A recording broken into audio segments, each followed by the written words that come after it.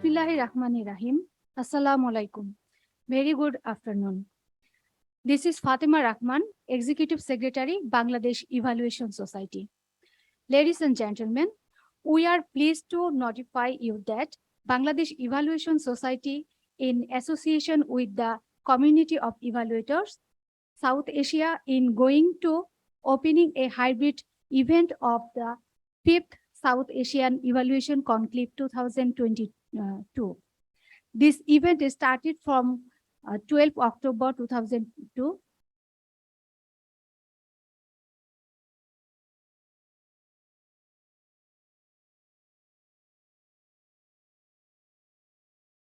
October 2022. The 5th Evaluation Conclave 2022 on the theme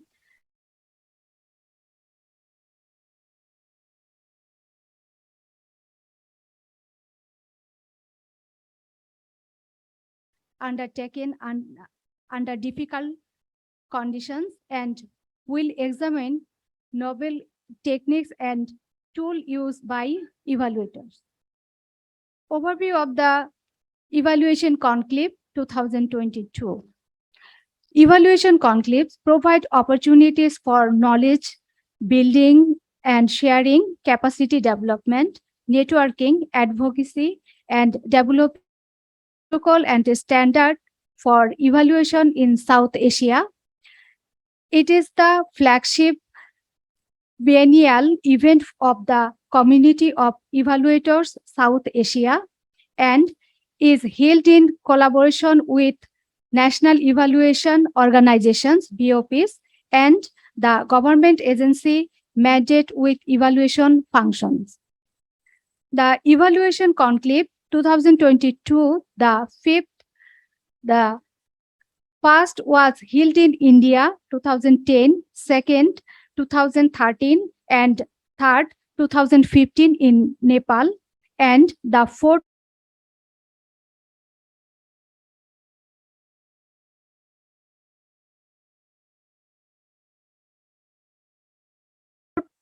(127) and 234 participants, respectively, from around the world.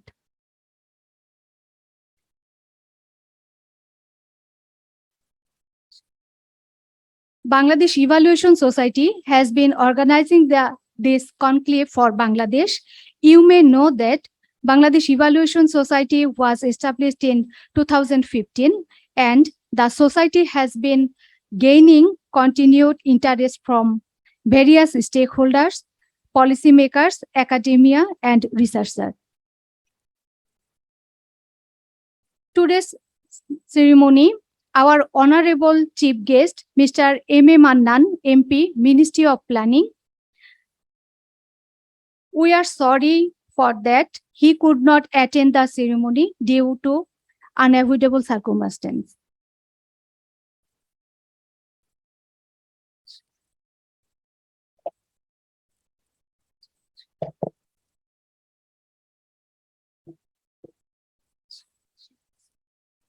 Now,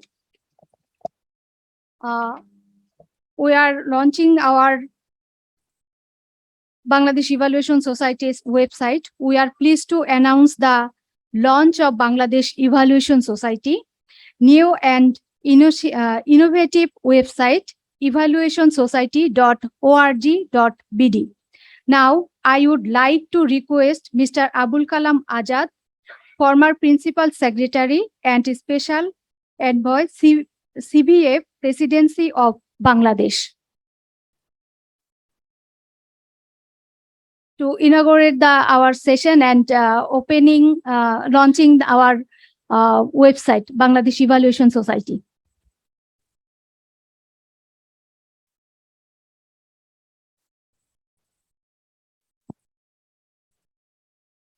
Dear audience, good afternoon. The less the formalities, the more time for discussion. So I, on behalf of all of you, inaugurate the website of Bangladesh Evaluation Society.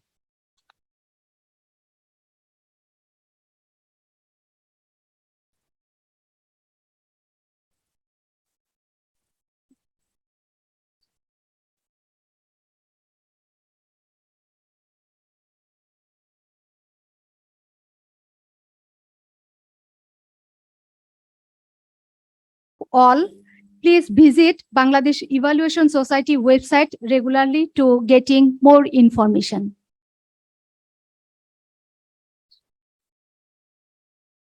We welcome you all in the panel discussion on behalf of Bangladesh Evaluation Society. Now, I request to our panel discussion session for Dr. Manjur Hussain, Researcher, Director, BIDS, and Vice President, Bangladesh Evaluation Society, to moderate this panel discussion session.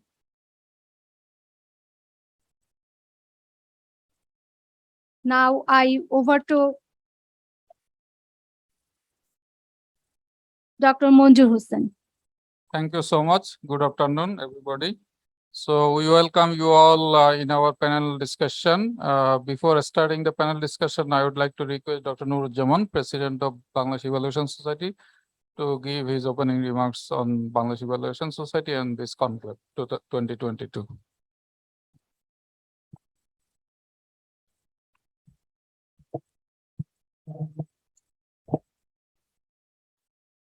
Thank you very much. I would like to welcome you to the South Asian Evaluation Conclave, which one day conclave is being organized by Bangladesh Evaluation Society in Dhaka. Our Honorable Chief Guest, Mr. Mohammad Abul Kalam Azad, former Principal Secretary and Principal Coordinator HDG, and currently he's working as a Commissioner, Climate Vulnerable Forum. Honorable Chair, Mr. Rear Admiral Khurshid Alam, Acting Foreign Secretary, Ministry of Foreign Affairs, Director Research, BIDS, Dr. Manjur Hussain, Director General, Bangladesh National Academy for Educational Management, Dr. Nizamul Karim, distinguished guests, ladies and gentlemen, Assalamu alaikum and good afternoon. At the very outset, I'd like to give a brief introduction about the Bangladesh Evaluation Society. Bangladesh Evaluation Society was largely inspired by Dhaka Conclave for International Development in 2012 by International Initiative for Impact Evaluation and established by the evaluation professionals and practitioners in 2015. Initially, Bangladesh Evaluation Society decides to form and work independently. In 2018, in its first annual general meeting, Bangladesh Evaluation Society took formal institutional shape and come up with broad-based agenda and mandates by adopting new article of association. In our various program, we have invited Honorable Principal Coordinator HDG, Principal Secretary to the Prime Minister, Implementation Monitoring Evaluation Division Secretary, Secretary Minister of Planning. Frequently, we designed evaluation capacity building program. For example, the evidence-based policy making program for Kishi Gaveshona Foundation and various development organizations. We have also taken technical support from the Bangladesh Foundation for Research and Development. We have taken technical support from Global Development Dialogue and Impact Center. We have tried our level best to organize the first conclave in Dhaka in 2019, but due to conclave, it was abandoned. But we have also good relationship with various national and international organizations, for example, American Evaluation Association, European Evaluation Society, Asia Pacific Community of Evaluator Practice in Result-Based Management, Asia Pacific Evaluation Association, Community of Evaluators South Asia. And also we are trying to pursue national evaluation strategy in collaboration with Implementation, Monitoring and Evaluation Division. Our main patron is our Honorable Minister for Planning. In fact, he's the convener of South Asian Parliamentary Forum for Evaluators. And before taking this position, he frequently visited many evaluation conclaves and parliamentary forums for evaluators all over the world. Over the past few years, we were able to build partnership and collaboration with number of organizations that I have already mentioned. It must be mentioned that we have collaboration with Eval Partners, Eval HDG, Eval Youth. As you know that there are around 200 national, regional, voluntary and international organizations all over the world. We are working with our common goal and in order to generate credible evidence and using this evidence in the decision-making process. Bangladesh Evaluation Society is a democratic forum. We have governing body elected regularly. BS got registration as a national societies under the Society Registration Act of 1860 in 2018. We have various category of membership. For example, life member, a general member who has substantially contributed to the mission and cause of evaluation, he will may become the life member. General member, an individual desire to join the society may ask for consideration by making a contribution. Associate member, an individual desiring to join the society may ask for consideration by making an application.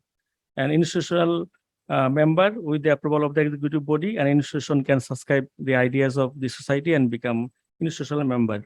And we have our distinguished fellows, members, for example, a person having academic excellence in a sphere of policy influence to the cause of evaluation, capacity building and development may become the institutional member. Only this is very pertinent. This is not only a PVOP in Bangladesh. You might be happy to know that BES is the only evaluation society in Bangladesh, only recognized, only professional society in Bangladesh. Our Honorable Commissioner, Climate Vulnerable Forum, Mr. Abul Kalam Azad, he is our life member and also our chief advisor. And our Admiral Khurshid Alam, our advisor, our former Rear Secretary, Mr. Mohammad Shah Kamal, is also our advisor. We hope that BES will be able to contribute in this country and elsewhere in the world through evaluation capacity building. One thing I would like to mention here that the Conclave 2020 is a forum for evaluation practitioners, commissioners, and evaluation decision makers to share their knowledge and experience for innovation and collaborative progress that have been used to enhance the value of evaluation in promoting equity and transmission at all levels, particularly during the pandemic, which may be useful for future decisions. As we know that evaluation facing number of challenges in the rapid changing world, not only the pandemic, but recent economic and other crises also evolving in search of new knowledge and experience. Those are important to improve the ability to adapt the evaluation in the current changing situation. We continue to struggle to make our evaluators accessible and usable to make decisions and to ensure genuine participation of all stakeholders for useful decision making. So the Evaluation Conclave 2020 on the theme of equity and transmission, you know that the world is going through a great transmission, for example, digital transmission, social transmission, economic transmission. So how the transmission and equity issue may be imparted in the evaluation process. Our panelists, our distinguished keynote papers, our members, our issuing guests will discuss. This is a great learning forum for the evaluation practitioner. So we'd like to welcome all to the Evaluation Conclave, especially the consecutive two panel discussion that will be held in this afternoon. With these viewers, I would like to welcome you again to this conclave and wish again success of this conclave. Thank you so much. Thank you, Dr. Nurujjaman, for your nice and very brief presentation about the Bangladesh Evaluation Society and today's Evaluation Conclave. We have two chairs vacant. In this connection, I would like to request Mr. Shah Kamal, former Senior Secretary, and Professor Kalimullah to join us in the podium. Please join.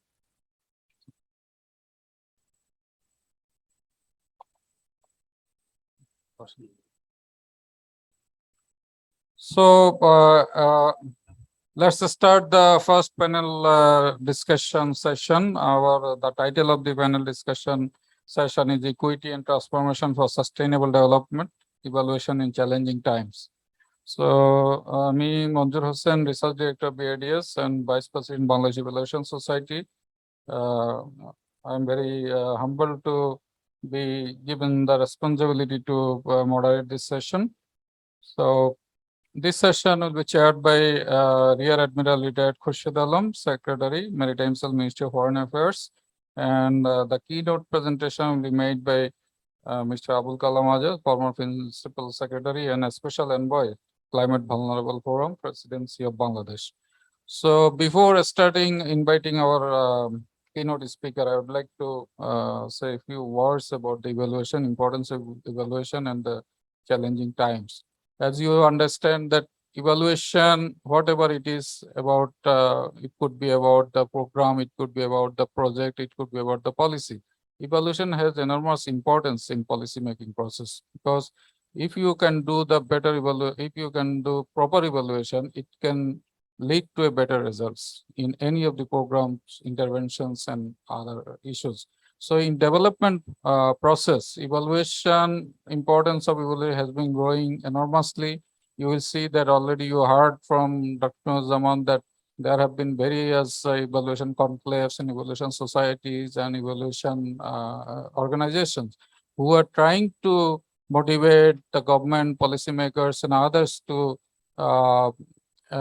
indulge in some evaluation processes, to conduct the evaluation processes so that the government policies, government projects, interventions can be implemented properly and efficiently, so that people's money, taxpayers' money can be saved, and also it can lead to better outcome of the interventions.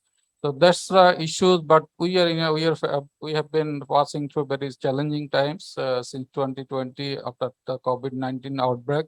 So you know that the COVID or pandemic has led to various problems, particularly many new poor have emerged, and also equity and inequality has escalated during this period. And after, in the process of recovery of from the pandemic, you see that Ukraine-Russia war has created several different types of problems, and that it in fact aggravated the situation. So this is the challenging time. This is the situation that we are facing now. So we have a target of sustainable development goals by 2030. But the problem is that you have to ensure the equality or equity, and also you have to go through some transformational process that was targeted initially by the UN. But this type of challenging situations, in fact, definitely deferred all the progresses that we have made so far. And I think we have the right person to say about this, Mr. Abul Kalam Azad, who has been in the SDG focal point in Bangladesh for Bangladesh. He was the former Principal Secretary of the government. He was the secretary in the energy ministry. So he has a lots of experience about how to handle these things, and currently he is Climate Vulnerable Forum presidency. So I think it is the opportune moment for us to hear from him, and I would like to request Mr. Abul Kalam Azad to give his keynote speech. Thank you so much.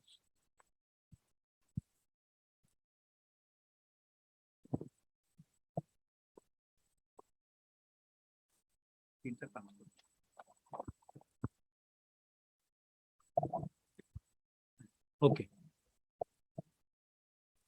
So dear colleagues, good afternoon.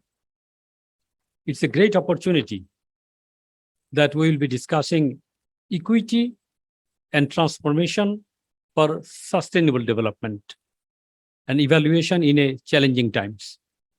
I believe this will be in the screen.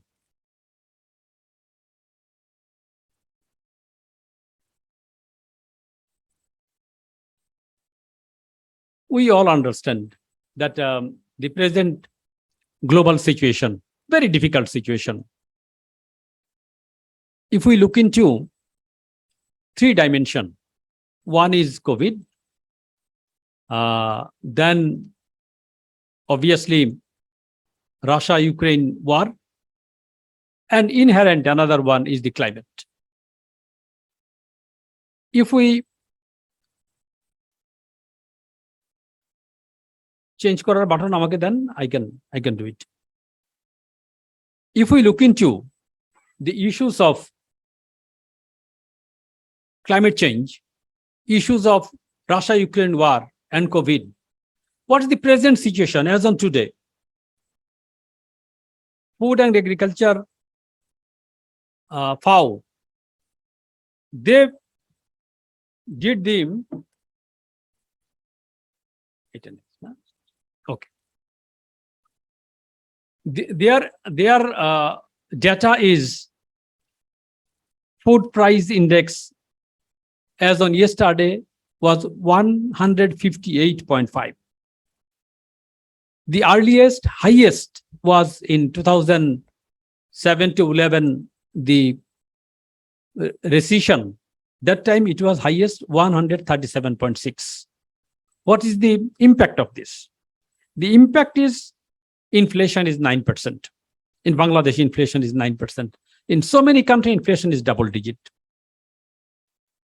And at present, about 200 million people, they are in hunger in 53 countries. Specifically, the Russia-Ukraine war, 1/3 cereal of the total global export is from Russia and Ukraine. 9% barley, 14% wheat, 4% maize. These are from Russia and Ukraine. So with this war, these are disrupted. If we look into the issue of climate change, last summer, the whole Europe were facing drought and also heat waves.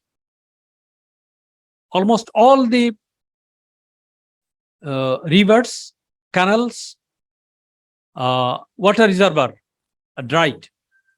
You saw in the newspapers and in media. In the last winter, wind was flowing very low. So why? The whole Europe were more in energy crisis. The prediction, the coming winter will be the, if not more, will be equal. So more demand of energy by the Europe, though they are not getting energy from Russia. At this backdrop, we are discussing this issue of equity, transformation, sustainable development, and in this challenging time. So here we are doing in this presentation, the key words are equity and equitable, equality, transformation, sustainable development. And obviously, why all this? For evaluation in this challenging situation. Dear friends, we all know why we do evaluate. We evaluate for development. But in this critical moment, this transformative situation, COVID, Russia, and climate change, it has become much more difficult. Let us look into the scenario of Bangladesh, especially the basic information: literacy, per capita, GDP growth, life expectancy, export import, foreign reserve. Obviously, it has come down to about 30, 35, and electricity generation. Maybe if I get time, I will tell a few words at the end of my session on electricity crisis present. The foreign reserve is decreasing day by day. Two reasons. One is remittance is lowered. Remittance is lowered from Malaysia, 51%. From UK, from Kingdom of Saudi Arabia, about 35%. So from all other countries. Why? Because of inflation. They need more money for their livelihood. So they save less and they send less money as remittance. So why? This is one reason that our remittance is downtrend. On the other hand, for the inflation, for same quantity of import, we need more money. Fuel price is double, though government took the measure that how to take control on the import. Very successful, but even then, the fuel price is triple. Same quantity of fuel, if we want to import, we need to have the triple amount of money, which government is very seriously thinking on, and reduced import of fuel in terms of diesel, furnace oil, and also LNG.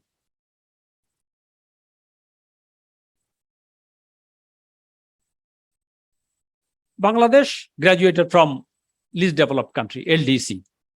You see, in this slide, GNI per capita threshold value is 1230, and we had 1,274 in 2018, and much more.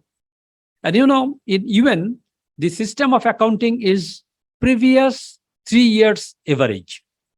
As it was done in 2018, evaluation were done in 2017. So 2015, 16, 17, these 3 years average result is this. And human asset index, here you will find about 5 issues makes the human asset index, including life expectancy and all this. So threshold value 66, we had 73.2.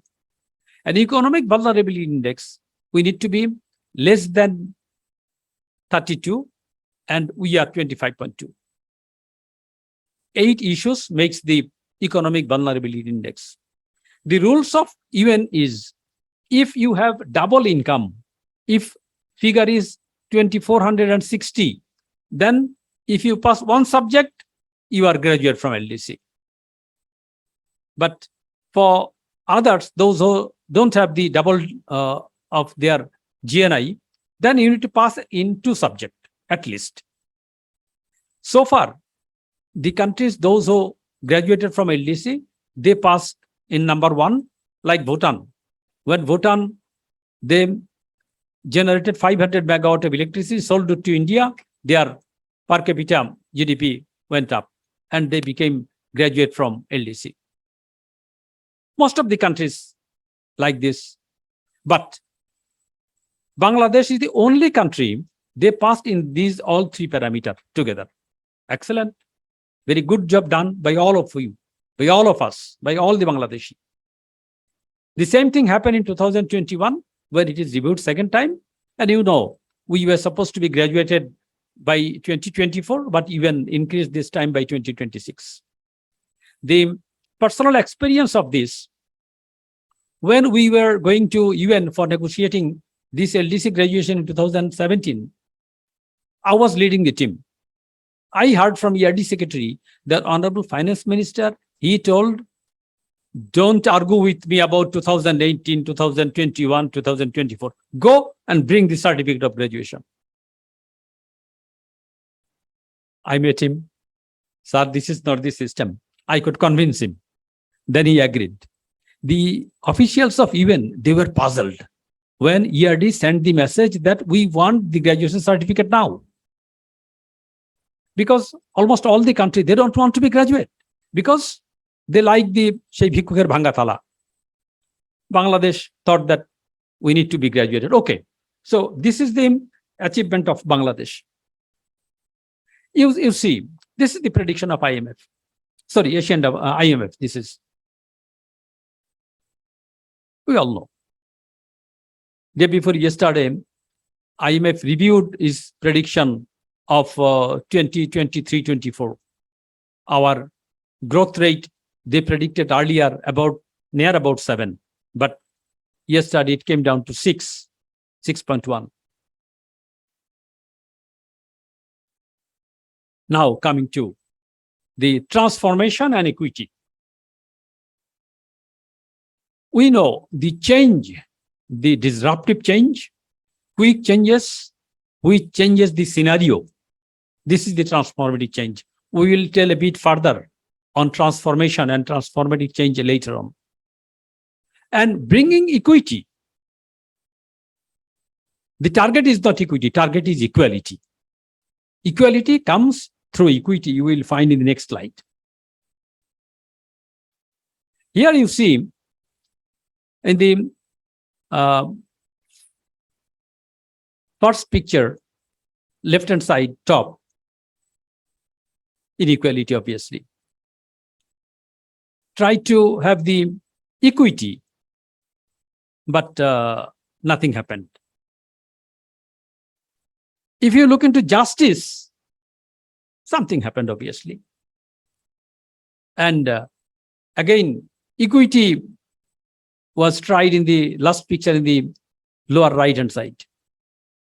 So we need to think on that. We need to find out the situation of equality, and equity is the process through which we can ensure equality. But again, question of equality always will not work. If we give same food, same amount of food to all these, this will not work. And if we go for evaluation, that will be another disastrous situation. So obviously, equity should be ensured for equality.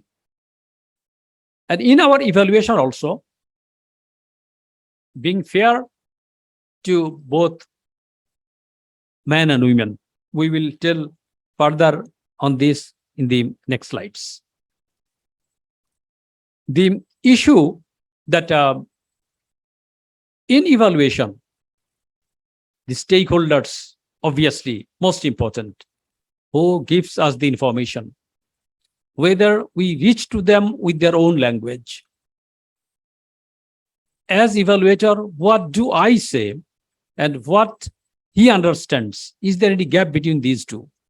We need to find it very critically.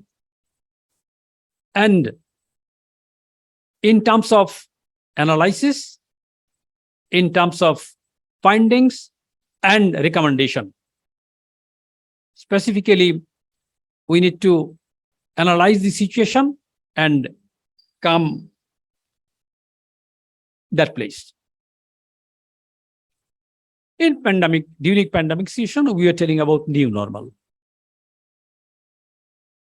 Harvard, we're telling now normal. That new normal, we will reach through now normal.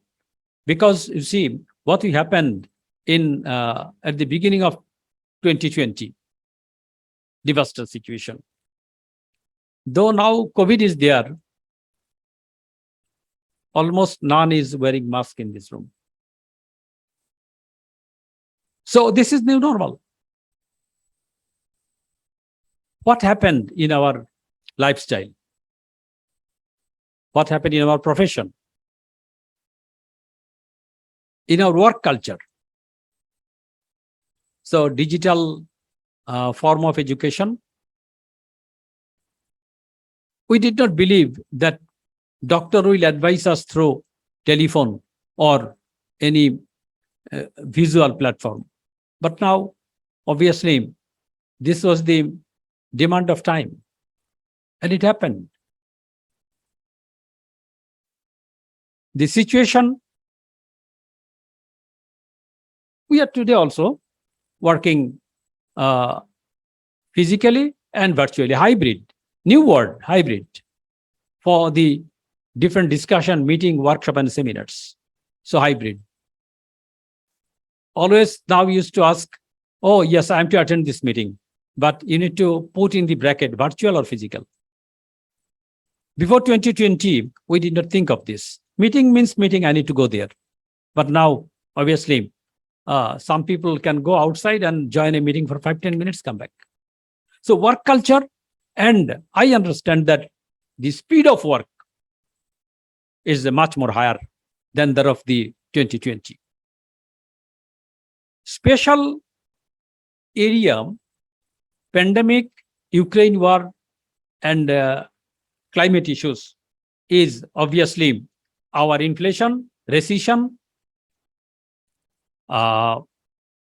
This inflation, as I mentioned at the beginning, that we are facing now 9% is inflation in our country. We always 5, 6, 7, always like this. But now it is 9%, but it will go further.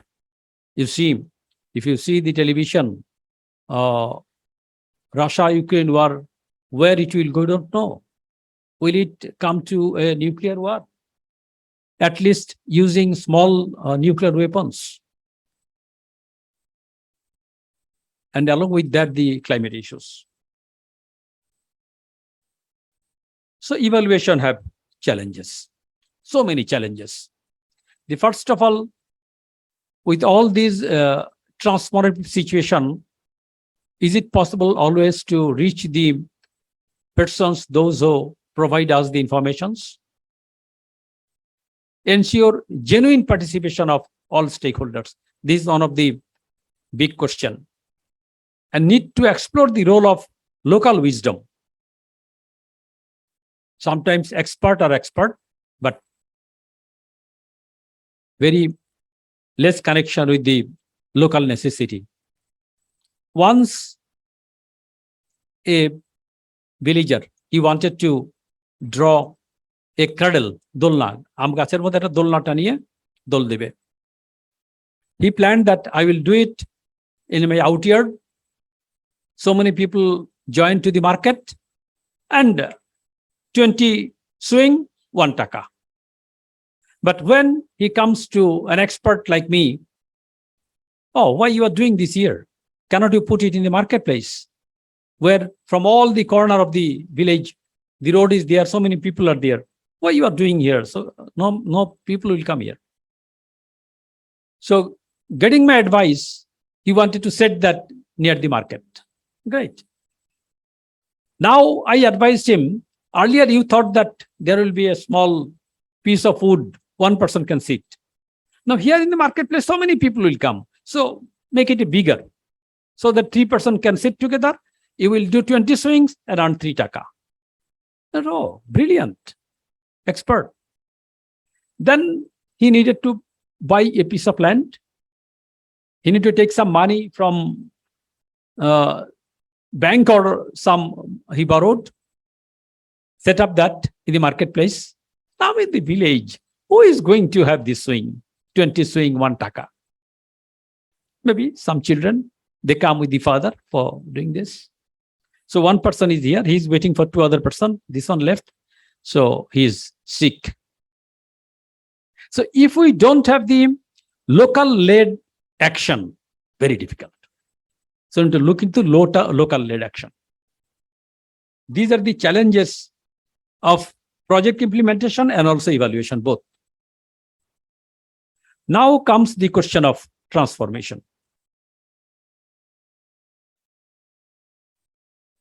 Transformation, if you look into the global warming, which I mentioned, also inflation, pollution of land, pollution of air, water, coral reefs, millions of displaced people in our country also, southern part of our country, Satkhira, Khulna, Bagherhat, so many people for the saline nutrition, they need to migrate. So the situation is a transformative situation. We need to have this climate resilient development. Normal development will not work. So now government also adopted infrastructure in such a way so that the underground, that is the on the ground, water can fly, and from the first floor, we use the other for other activities. And strategic changes in targeted markets, again, the climate resilient development. So these are the issues of transformation. Transformation, obviously, in its scale, scope, and complexity. Transformation will be unlike anything humankind has experienced before. This is the definition of Shaw of World Economic Forum. So many definitions of transformation are here. I will not take much time here. If you look into in the middle, the pathway to the transformative changes framework, here are 6 bullets.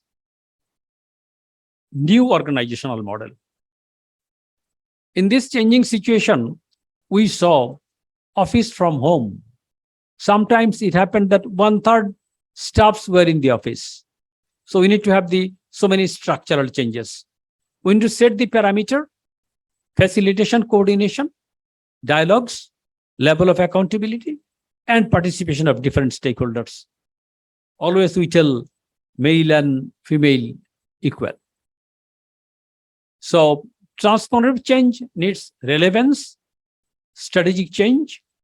It should be in a large scale, robust, and this makes the transformation. Here is the transformative change framework. Invisible part. take the example of speech of Bangabandhu 7th March. Invisible, but the whole nation, 75 million people will transform. And the second part is semi-visible. So many organizations, so many work process were there. And finally, that was the visible part. We were in the freedom fight. So like this, we need to follow this transformative change framework. The 5 stages of assessment we have, as we mentioned earlier, so I will not take time in this slide. Relevance, systemic change, scale, and sustainability. I discussed on this. So many initiative has been taken globally for evaluation for transformational change. So many international events, international awards in this area. Now let us highlight on the SDG, Sustainable Development. We all know 17 goal, 169 targets, and 232 indicators. And 5 P, people, prosperity, peace, partnership, and for the planet. At the top, you see, leaving no one behind. This is the magic 4 words, LNOB. Some people say communism or socialism whatsoever, whatever form you think on, but this is the best one. And sustainable development is at the core. This is the SDG. In equity and SDG, if you see, almost all the SDG tells about inclusive, equality, no one should be left, all these. So SDG 1, 2, 3, 4, 5, 6, 8, 9, 16. In the next slide, I will tell about SDG 10. Especially these SDG deals with equity, equality, inclusiveness, no one live, for all this. So SDG 10 is reduced inequality within and among countries. Very difficult part. The changing situation of digitization, it much more increased the Gini coefficient. The higher the Gini coefficient, the higher the distance between poor and rich. You see, last 2 bullet, richest 5% of the household gets nearly 28%, and the bottom 5% gets only 0.23%. The more the digital transformation, the more the difference. Because a rich man, he can purchase 5, 10 robots. I have no money, I cannot. So his income is much more. By utilizing this digital transformation, this gap will be increasing day after day. We need to find out how best we can strengthen our local people, poor people, with the digital devices for bringing the gap. These are all 17 SDG. Just an evaluation. Obviously, you see the upward green is the best one. The slightly angled, these are a bit not the best, but better. But some are stagnant. A few we are decreasing. We are not in a position to achieve this. But this is the one of the best certificate which Honorable Prime Minister got in 2021. That UN, they reviewed the SDG implementation in all the country from 2000.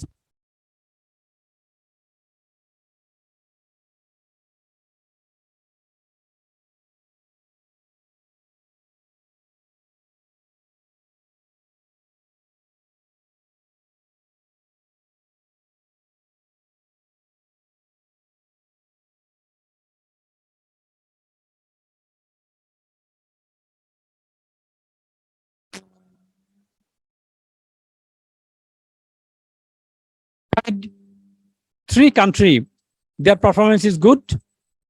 But among these three, Bangladesh is number one. So Bangladesh in SDG implementation is the best achievement in the globe.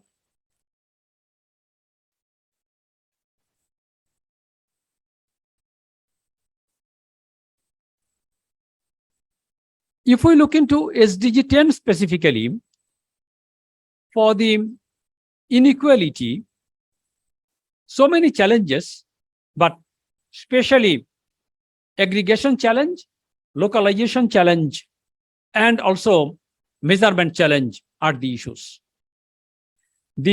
While implementing SDG in our country, as I mentioned that indicators of 169, Bangladesh identified 39. As we do on the day just before the examination, we just read only the most important topics. Like that, Bangladesh identified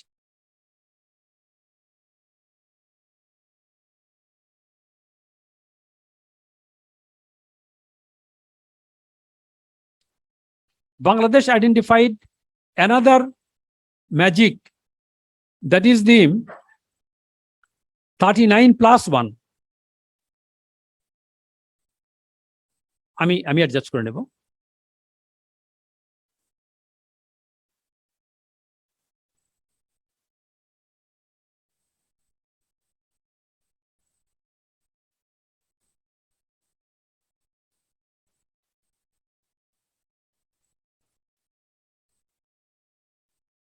So 39 plus 1. What is that plus 1? Plus 1 is identified each of the sub-district, each of the district, that where they are lagging behind. 39 is specific issues are there, indicators are there. But 1, this is identified by the local level people. Maybe some area women are lagging behind. In some area, education is lagging behind. In some area, they identify transgender issues. So 39 plus 1, this localization will make the SDG implementation much more comfortable. I've come almost to an end with this slide. That is the Peter Drucker, what the assertion. The greatest danger in times of turbulence is not the turbulence, but it is to act with yesterday's logic. Amader mindset is of yesterday. We are facing COVID, we are facing Russia-Ukraine war, but we are with the experience of previous days. Though on different occasions it is being told that try to reduce your electricity consumption.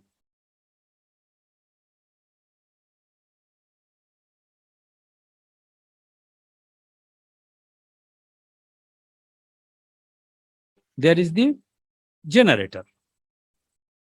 So this is again, we are jeopardizing the government intention. Government thought that I don't want to import diesel because diesel is the costliest one. So why government kept some of its power plant idle? Government is not purchasing diesel. So what is happening? When load shed is there, I am buying diesel and running my generator. And this is the most inefficient generator. Rather, government could buy diesel and generate electricity and charge to us a higher rate. But when higher rate will come, people will be again in a different situation. Okay. So my idea that whenever load shed is there, please don't try to utilize if for some special reason it is not required. And when electricity is there also, try to identify which device I can run without moving it, without running it. Number 1. Number 2, please try to put solar on your rooftop. so that it will give you much more comfort. You don't need to buy diesel. Rather, you will get electricity from solar. You may put in your battery and you can use when load shed is there. One of my cousin, week before last week, he rang me. He went to a shop to purchase one generator, but that shopkeeper told that please buy the solar panel. It will give you much more comfort. You don't need to buy diesel. Please try to practice this. What will happen for Bangladesh? Transformative Bangladesh. 2031 SDG implementation. 2030, another parameter, we have the Mujib Climate Prosperity Plan, which will come down very soon. And 2041, the developed country, where we want to reach. And finally, these are the transformative projects of our country. Only the Padma Bridge, if it can give 1% of our GDP, what will happen with all these? The biggest investment project, Rupur Nuclear Power Plant. These are a few. So many transformative activities are being done. Finally, this is the dream trajectory of Bangladesh. 2021, 2030, 2041, 2071, and 2100. We have the Delta Plan, and the single country in the globe that has this 100 years plan, 2100. And we will not suddenly wake up from sleep and find 2100 is here. We have these steps, 2030, 2041, 2071, and 2100. So this dream will not allow you to sleep. So SDG for development, evaluation for development, development for these transformative activities. I stop here. Thank you very much. Thank you so much, sir, for your nice keynote speech. I think it was a very illuminating discussion he made on various aspects, particularly where those are very timely topics and very important topics.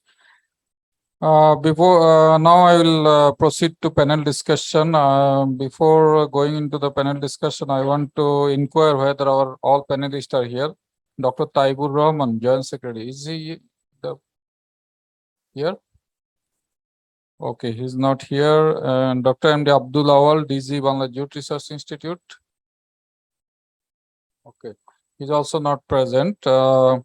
In that case, I can invite Dr. Bayezid Khurshid and Mr. Abdul Jabbar, Deputy Leader Oldham Council, to come to the podium. Please. So we'll continue both the session together and finally conclude the session. Okay. Now we have the distinguished panelist, Dr. Nizamul Karim, Director General, National Academy for Education Management, NAEM. I would request Dr. Nizamul Karim to give his important space as a panelist. Assalamu alaikum. Very good afternoon to you all. Evaluation Conclave 2022, the panel discussion regarding equity and transformation for sustainable development, evaluation in challenging times. Here present as chairperson, Rear Admiral Retired Mr. Khurshid Alam, Secretary, Ministry of Foreign Affairs, keynote speaker,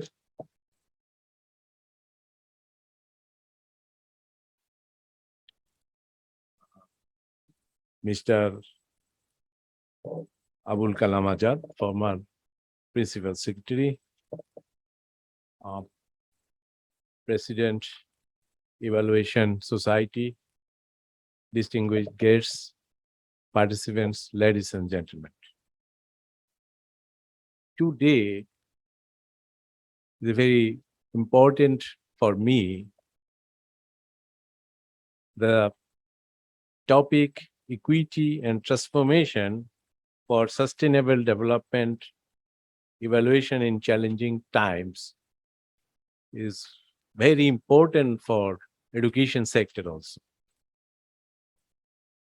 Equity means impartial intervention for development or any activity. Education is a big nation building department in our country. The situation prevail in this globe now, there are so many dimensions.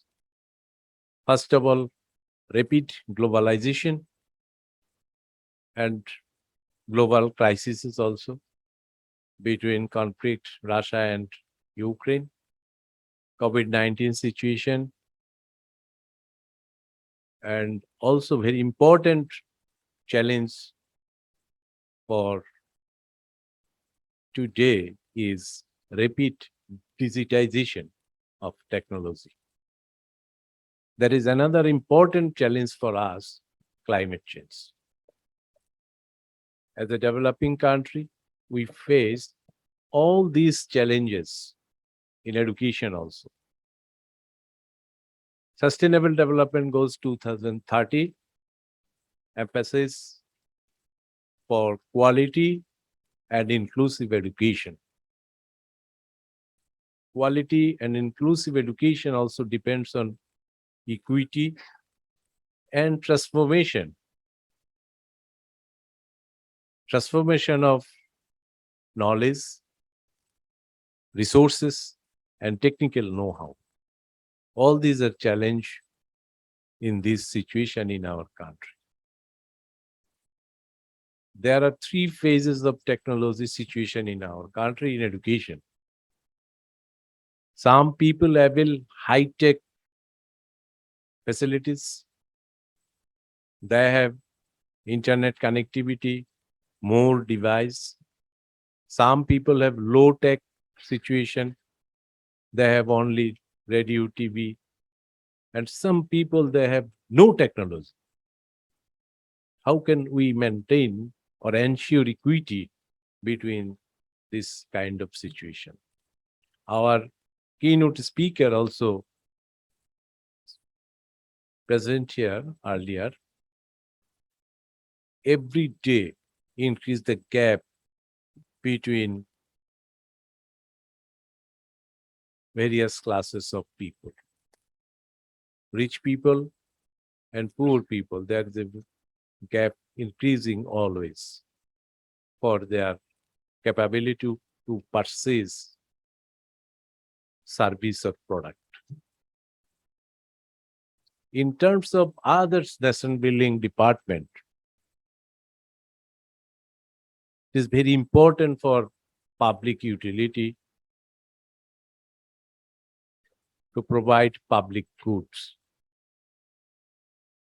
All these terminology, all these activity depends on quality evaluation also. The traditional evaluation is to compare objectives and output. But there is a hidden cost in input. We provide so many raw materials, human labor, money, materials, everything for input. But there is another important cost involved in input, that is cost of inefficiency. It is so high in our country. For this reason, we cannot achieve our target in time. If we consider project, we practice our development through project-based development. We cannot find any project which complete in time in terms of monetary expenditure, in terms of expected output. There are so many elements behind this failure, but one important element is cost of inefficiency. If we remove this cost of inefficiency, it needs proper evaluation by third party. This is a important message. Today, our panel discussion also clearly identified for within his paper. We have some target also. If we want to achieve SDG within 2030 and develop countries' dream vision 2041, there is no alternative for effective monitoring and evaluation activities through our development intervention.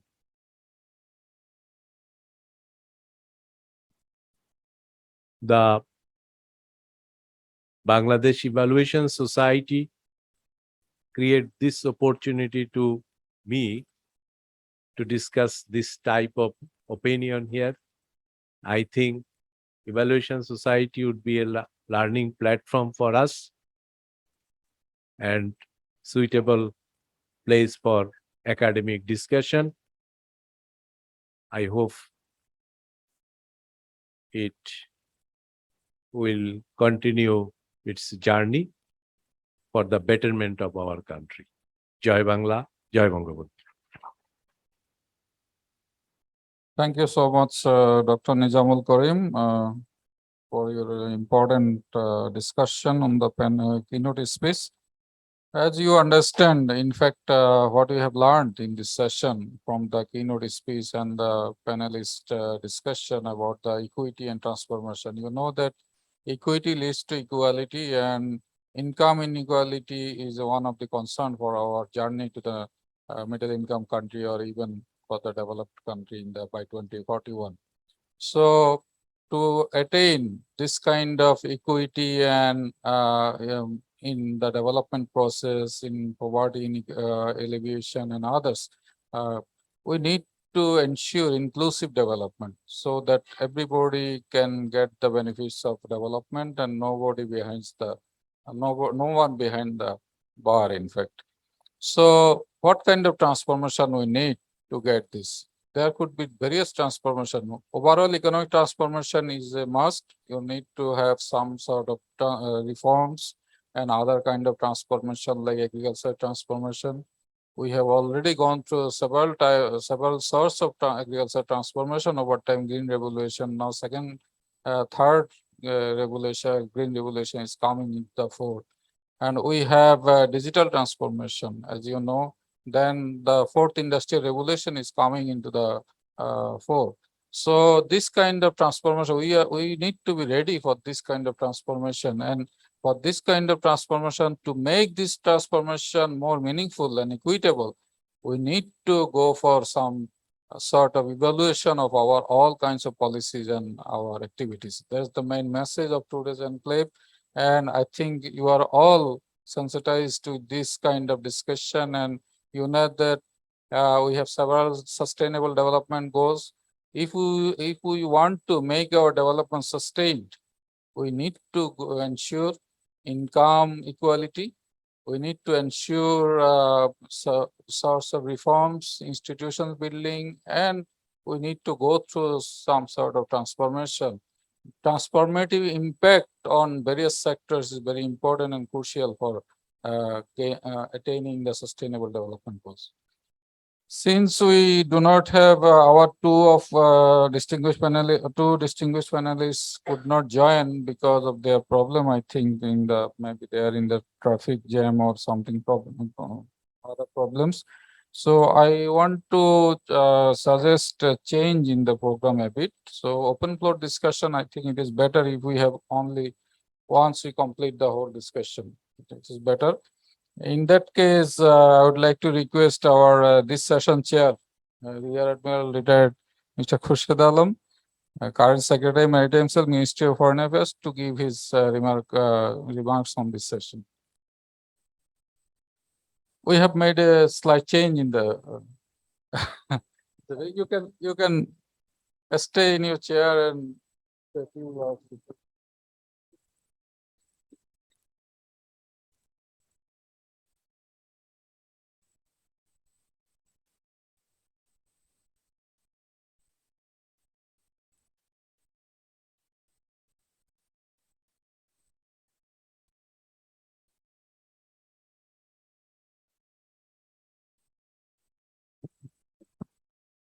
Bismillahirrahmanirrahim.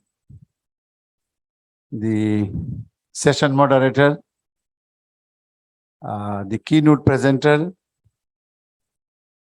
and all the invited panelists on the floor here and the audience sitting in front of me. Assalamu alaikum and good afternoon to all of you. Well, to be honestly speaking, this is probably one of my first experience in such a setting for the evaluation system of Bangladesh. And I must thank Mr. Nuruzzaman and also Mr. Abul Kalam Azad sir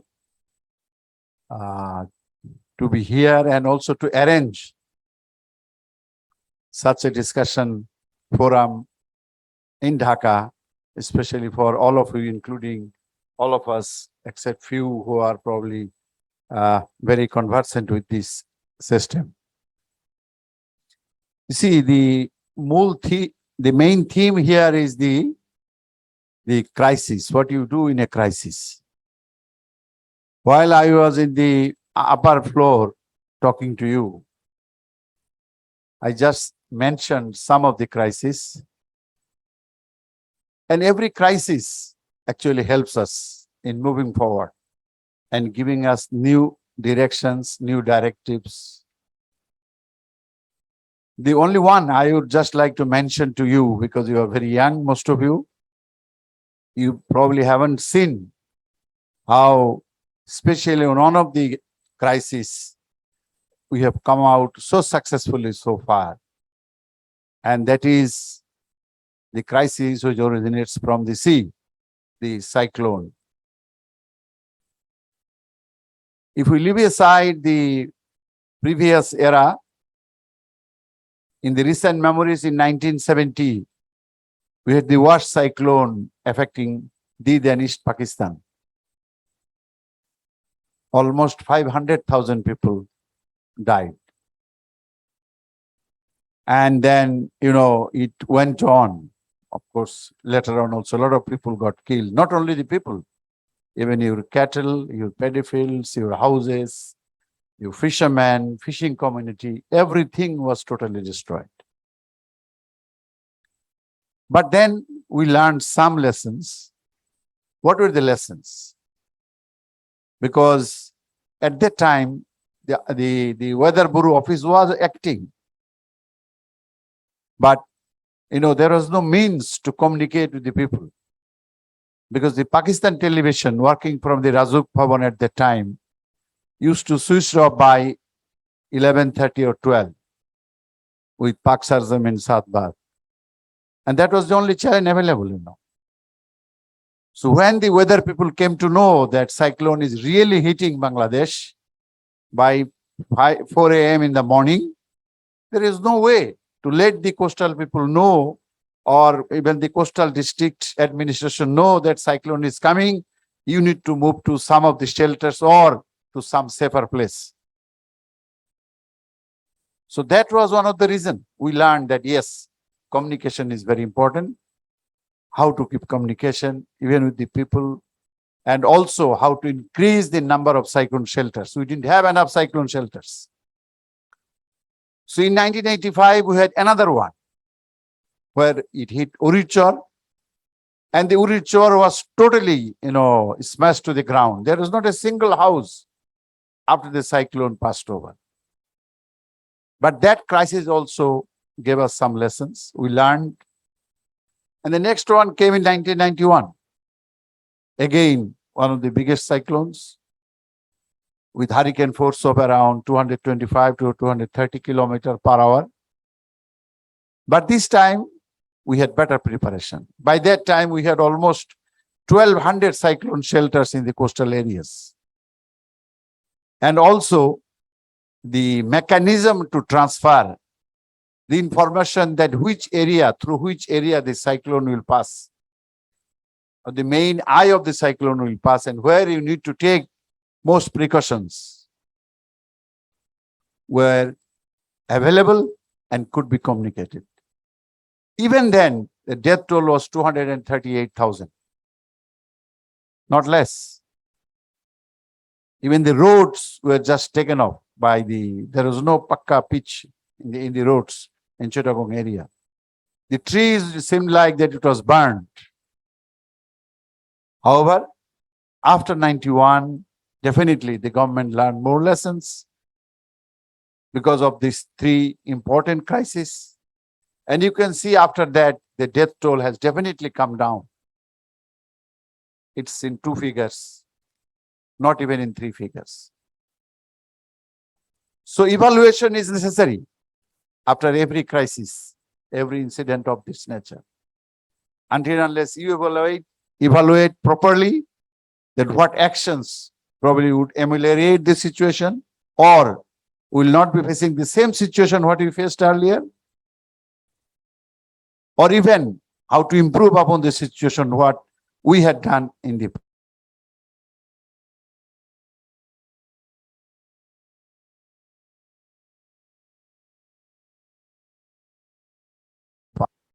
However, I have just given you only one example that where evaluation might have been successful so far, but you never know. There are many sectors in life. Azad sir has mentioned, SDG. There are 14, 15 sectors.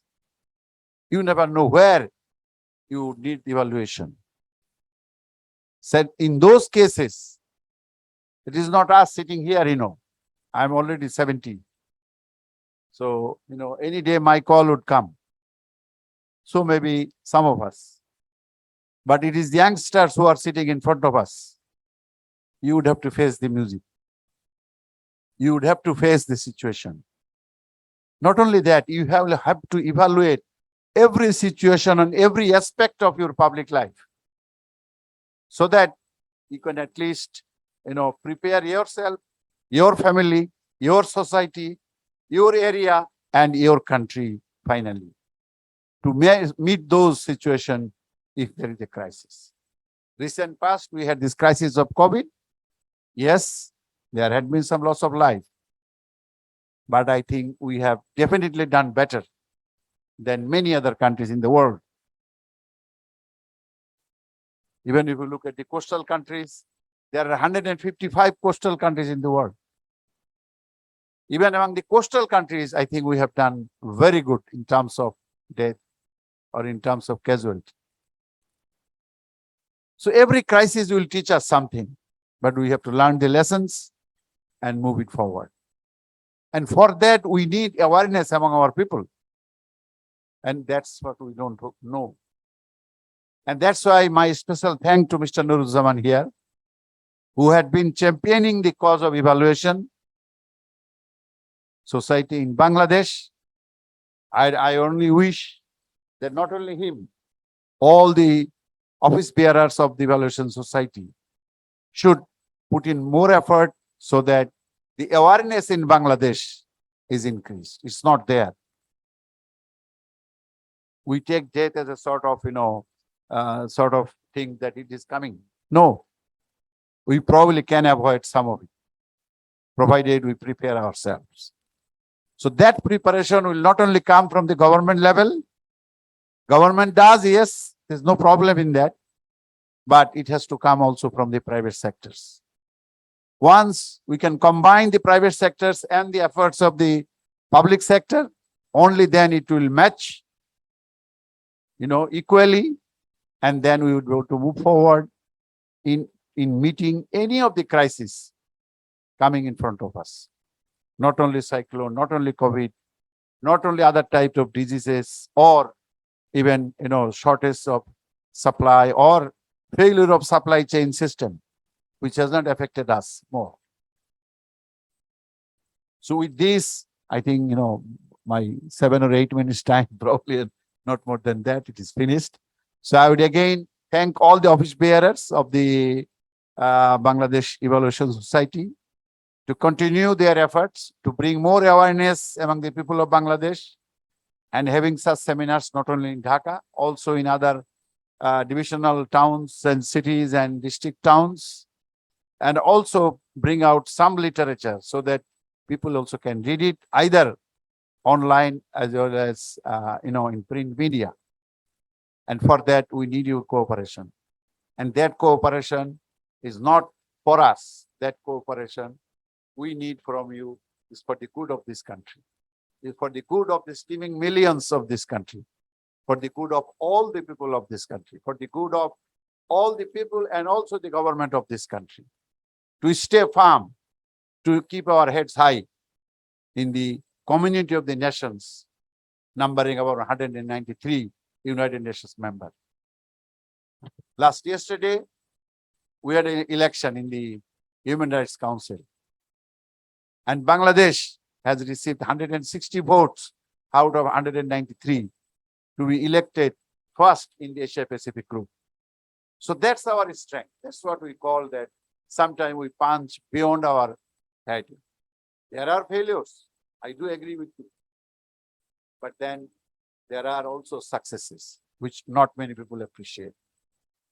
So thank you very much for listening to me. And thank you very much, sir, for giving me the floor. Thank you.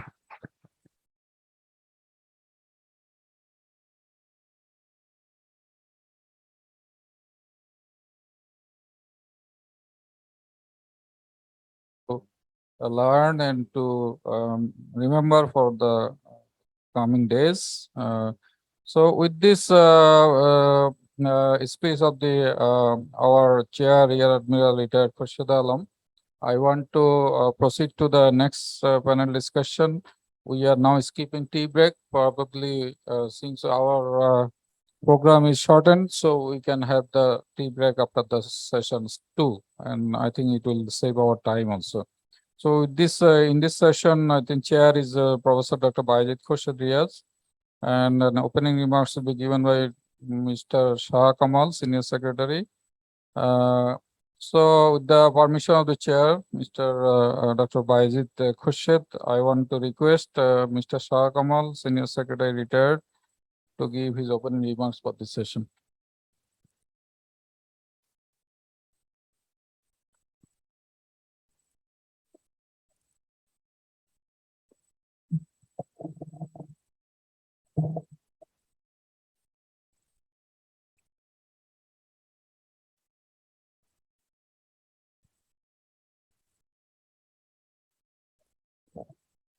Respectable chair and moderator,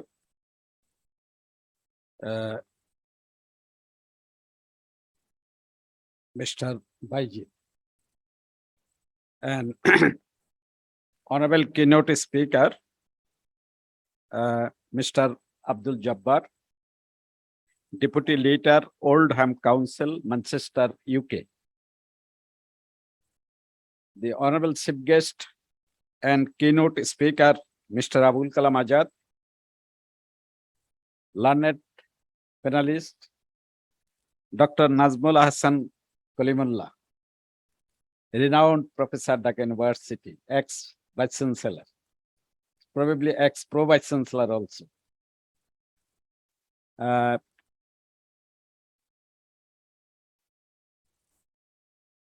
Professor Dr.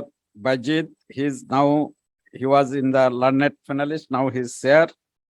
And dear partners and stakeholders, friends in evaluation, good afternoon, everyone.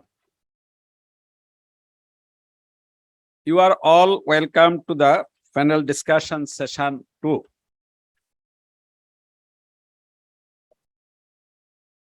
For over a long period, it may be 4 decades, as a student of management,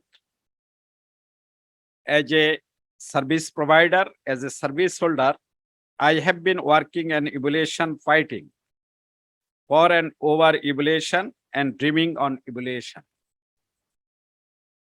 I have done this at the highest level in developing process of the government sector to the improvement of people's lives. By acknowledging the scope and limitations of our work, I mean to aware of the complexity of the decision-making process to have a empathy with the difficulties of implementation to understand the political context and implication of our evaluation work. Mindful of these dynamics and making sure that such complexities are embodied in our evaluation work can strategically place us to be more influential. Our keynote speaker, Mr. Azad sir, already to explain the SDGs goal. The SDGs goal offers a golden opportunity for us evaluators to set up our efforts to strengthen our discipline, to sharpen our skills, techniques, and to increase our influence. Likewise, the SDGs have opened up an important window of opportunity for collaboration among policymaker, decision maker, and program manager and evaluators to work together towards the achievements of the 17 SDGs goal. We evaluators can play the vital role in the pursuit of this aspiration.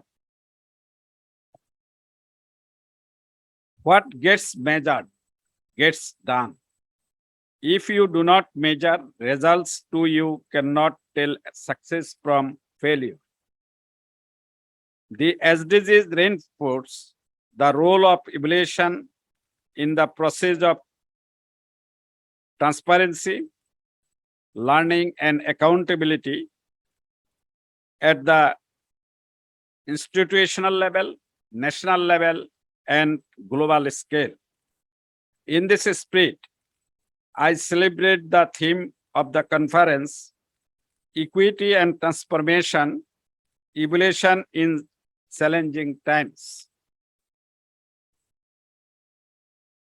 I believe and trust that this event will help us advance our knowledge, stimulate the exchange of ideas and experience, and reinforce our commitment to continue using our unique evaluation discipline in support of lasting justice, peace, and prosperity in Bangladesh as well as South Asia.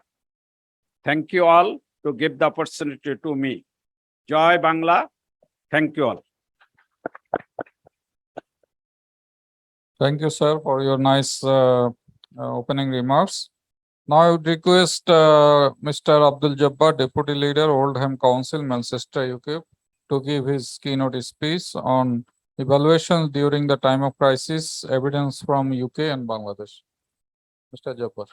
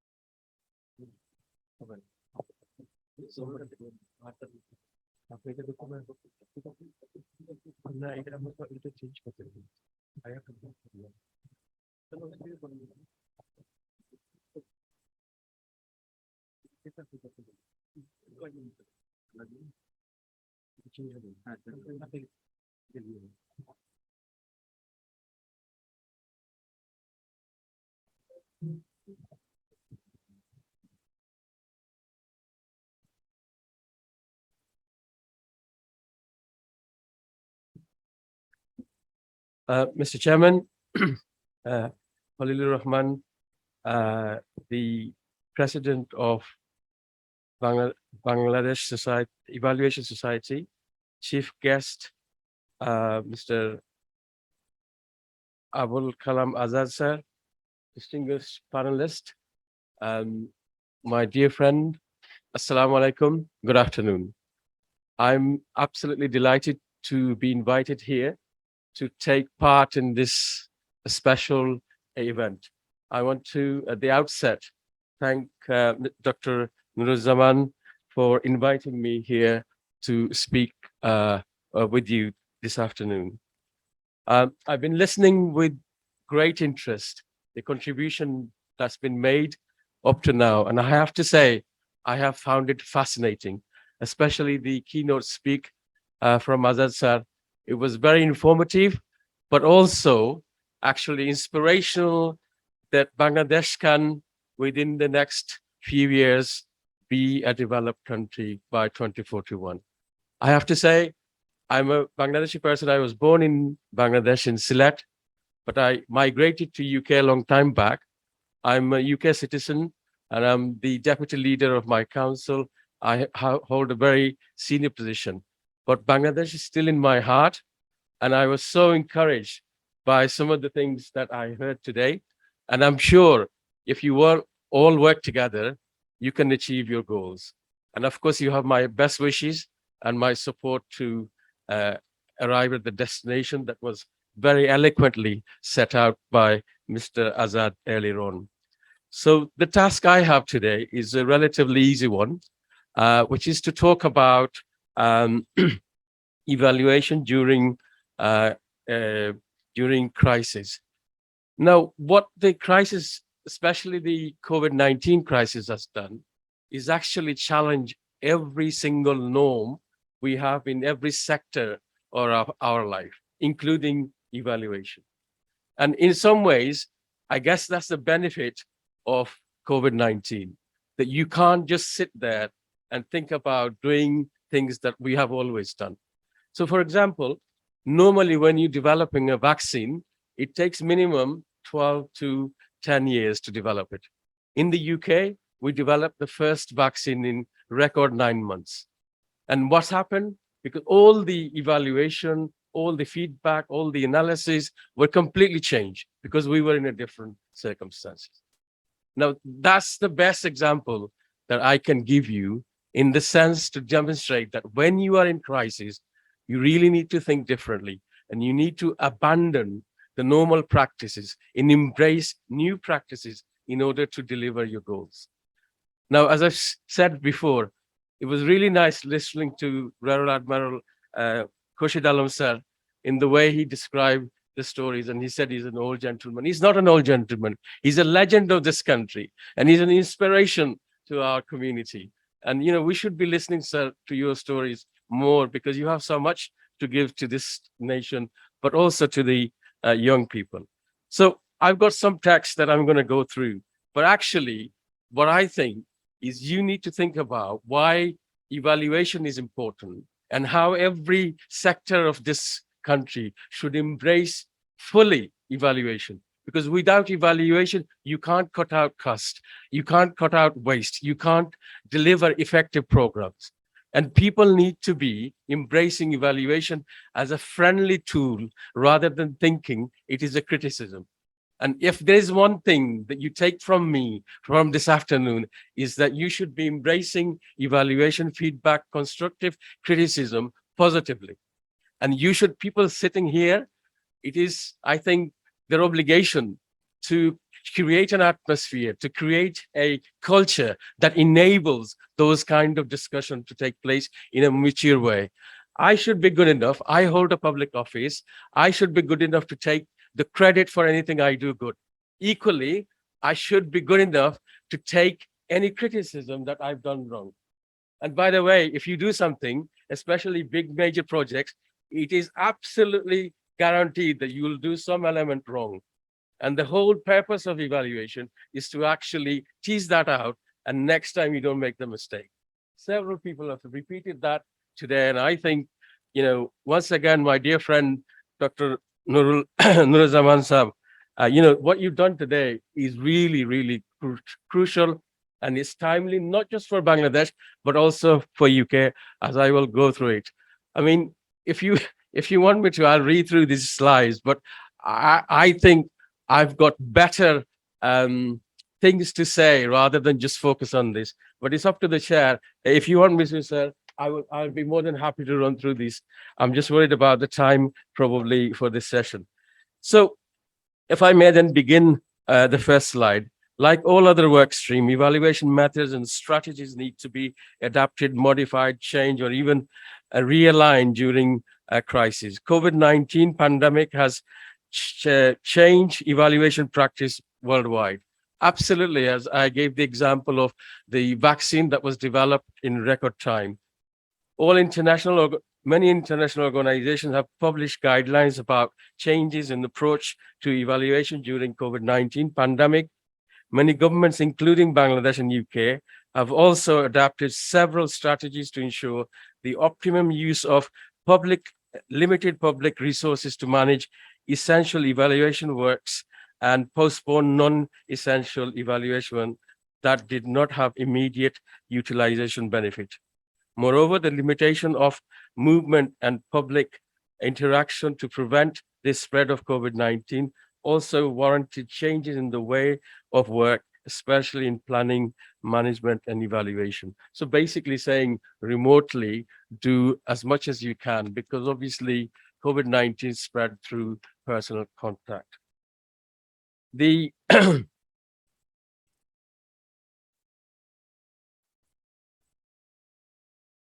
This slide talks about major changes in evaluation during COVID-19. It doesn't have to be COVID-19, it could be any situation. So planning and design of evaluation, data collection, analysis, and other methodology of evaluation, management of evaluation practices, including projects and program management, re-evaluating the needs for evaluation, including its utilization. All these things I'm saying is available in any standard textbook that is about evaluation. So I don't believe I need to spend much time in going through, because I'm sure you won't remember all of it. The question is just to, the issue is just to direct you to those. The next slide talks about major changes in the way of work. So it talks about technology adaptation. Wherever possible, planning and meeting were done virtually, data collection were done remotely. I've already mentioned that rapid and more systematic crisis required faster implementation with desired outcomes. So again, going back to looking at some of the issues around, normally in the UK, we have a very large local government sector. We are charged with delivering business development, education, federal education, social services, parks, environmental services, transformation. And we have a huge budget. And usually the government asks us to provide statistical information to them on an annual basis. But during COVID, we had to do it every month. And the reason for that was they wanted to understand where the money was going, what was happening. They wanted a more frequent feedback from local authorities. The local authorities were actually charged with delivering all the COVID-19 support that the central government provided. Real-time monitoring technology were also incorporated to develop real-time monitoring of data collection and immediate analysis. So the example I can give was around sending vaccination to different clinics. They wanted to know how many vaccinations were administered, how many was required for the following day. In some cases, the army was deployed to actually carry vaccine to different centers. So this is real-time information needed to be able to dispatch the right level of vaccine to the right center. Because again, there was massive shortage of vaccine. So coordinating that. Due to cost constraints, several steps were taken to ensure optimum use of funding available. Next one is a decision matrix for planning and design evaluation. So this comes from the United Nations Office on Drugs and Crime. what it does, right, it lists through a number of matrix which says, well, if you do this, you proceed. If you don't do that, then you don't proceed. I'm not going to go through that because I'm sure it's not best use of my time and yours. It's available in the pack. It runs into 2 pages. But the point of this matrix is that it's saying to you, right, normally you follow a pattern, and that pattern would be that you consider all the bullet points in these 2 slides, but because we are in crisis, you would omit some of them. And that's the point that's been made. And I hope, Chairman, with your permission, I can move on to the next slide.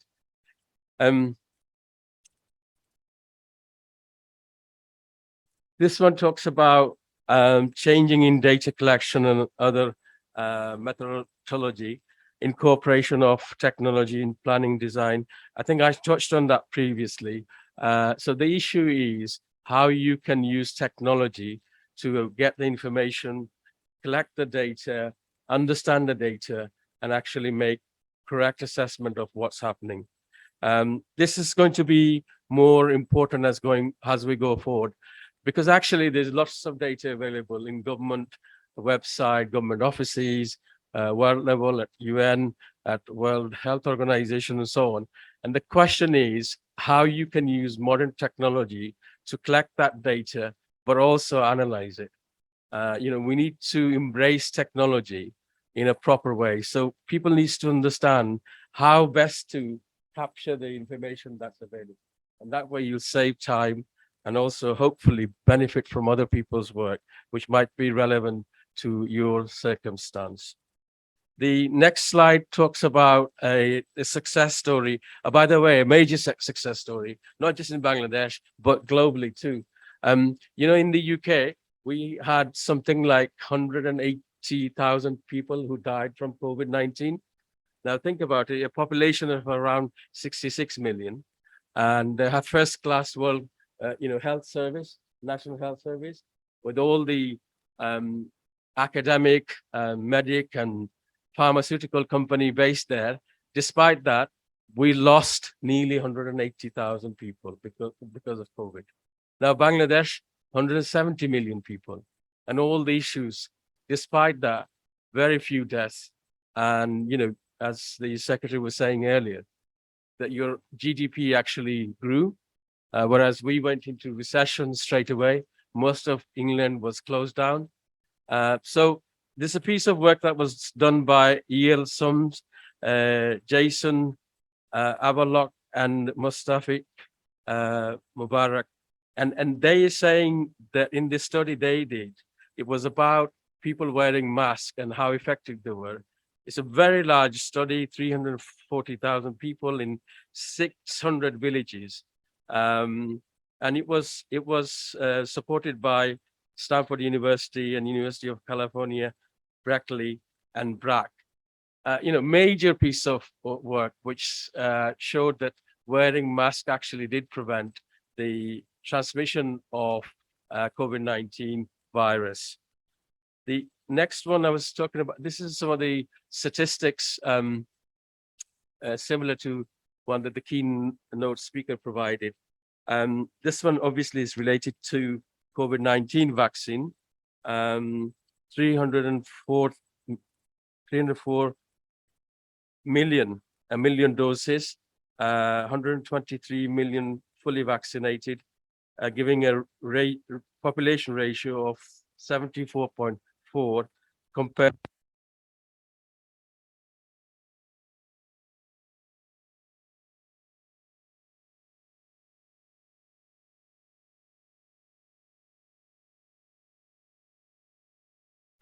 which is for a country like Bangladesh, which is immensely populated. This is a magnificent achievement. And, the connectivity isn't same as a developed country. But despite that, this has happened. I'm now going to turn to a success story from the UK. So in the UK, the government decided, can you hear me?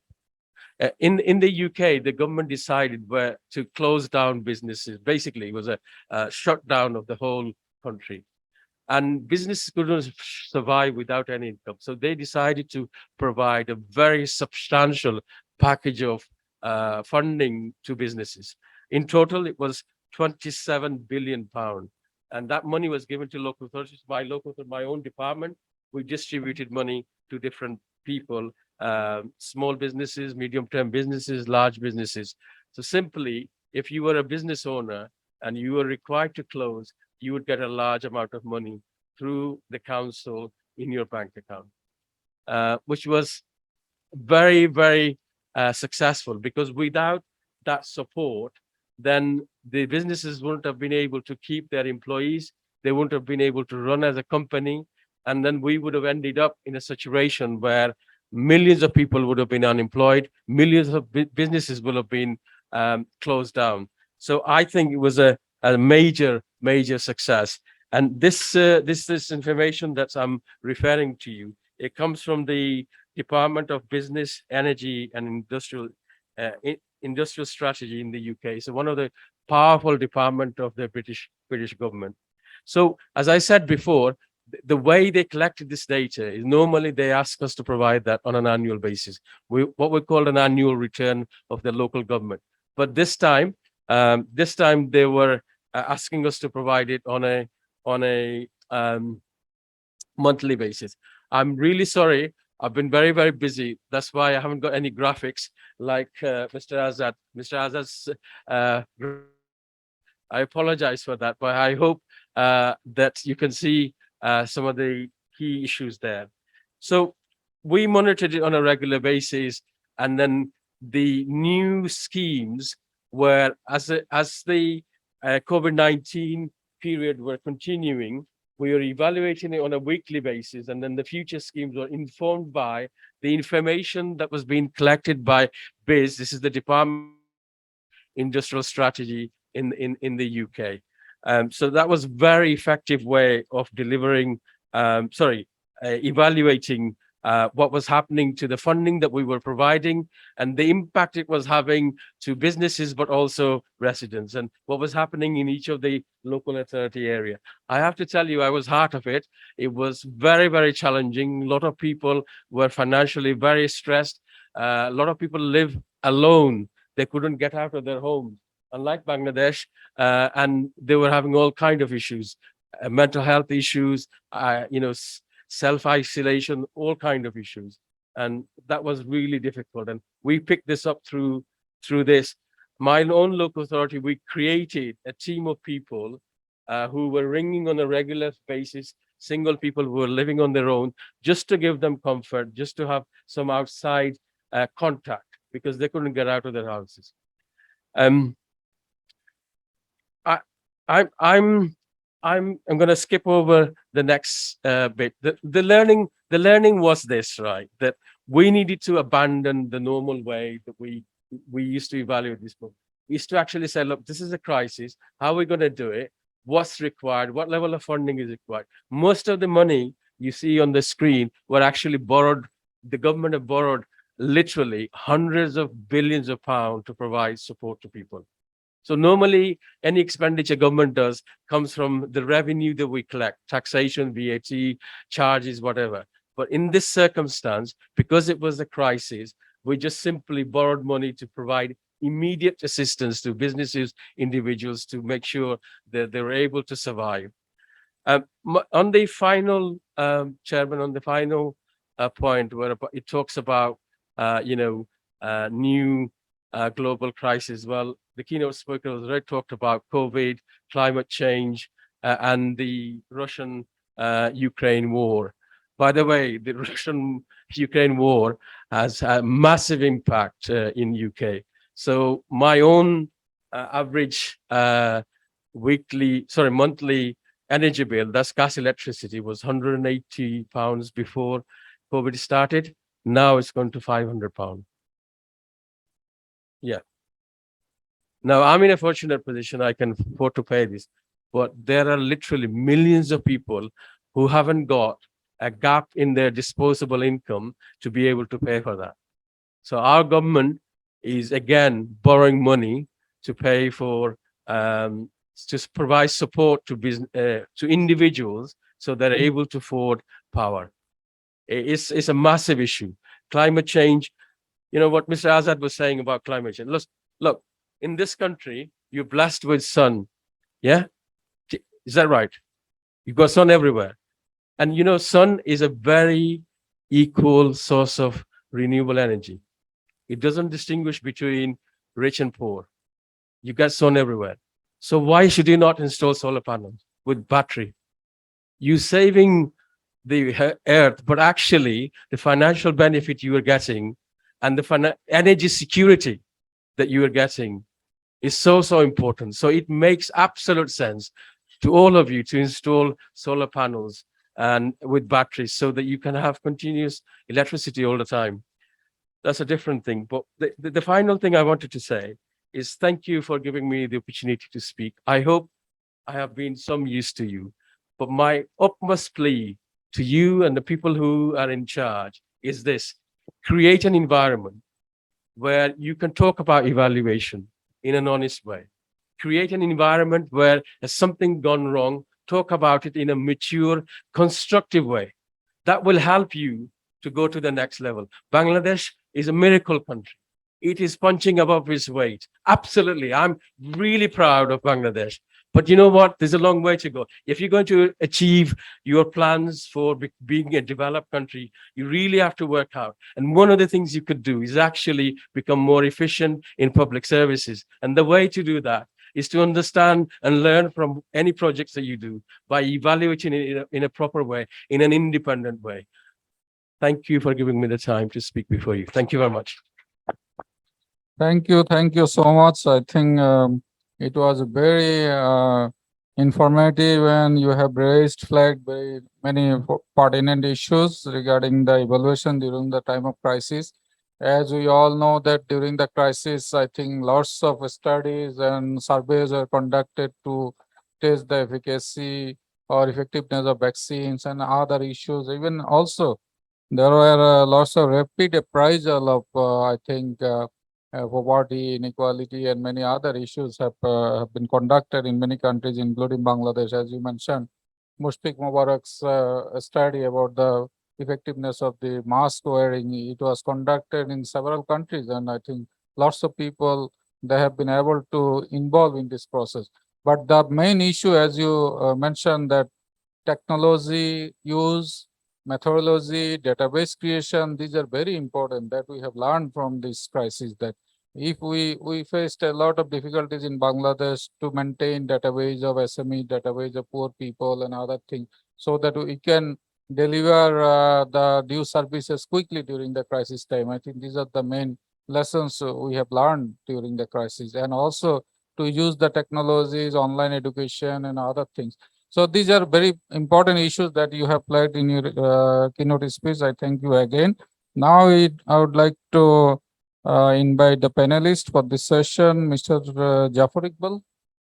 Okay, please, I request you to give your panel discussion. I think you will get 7 to 8 minutes.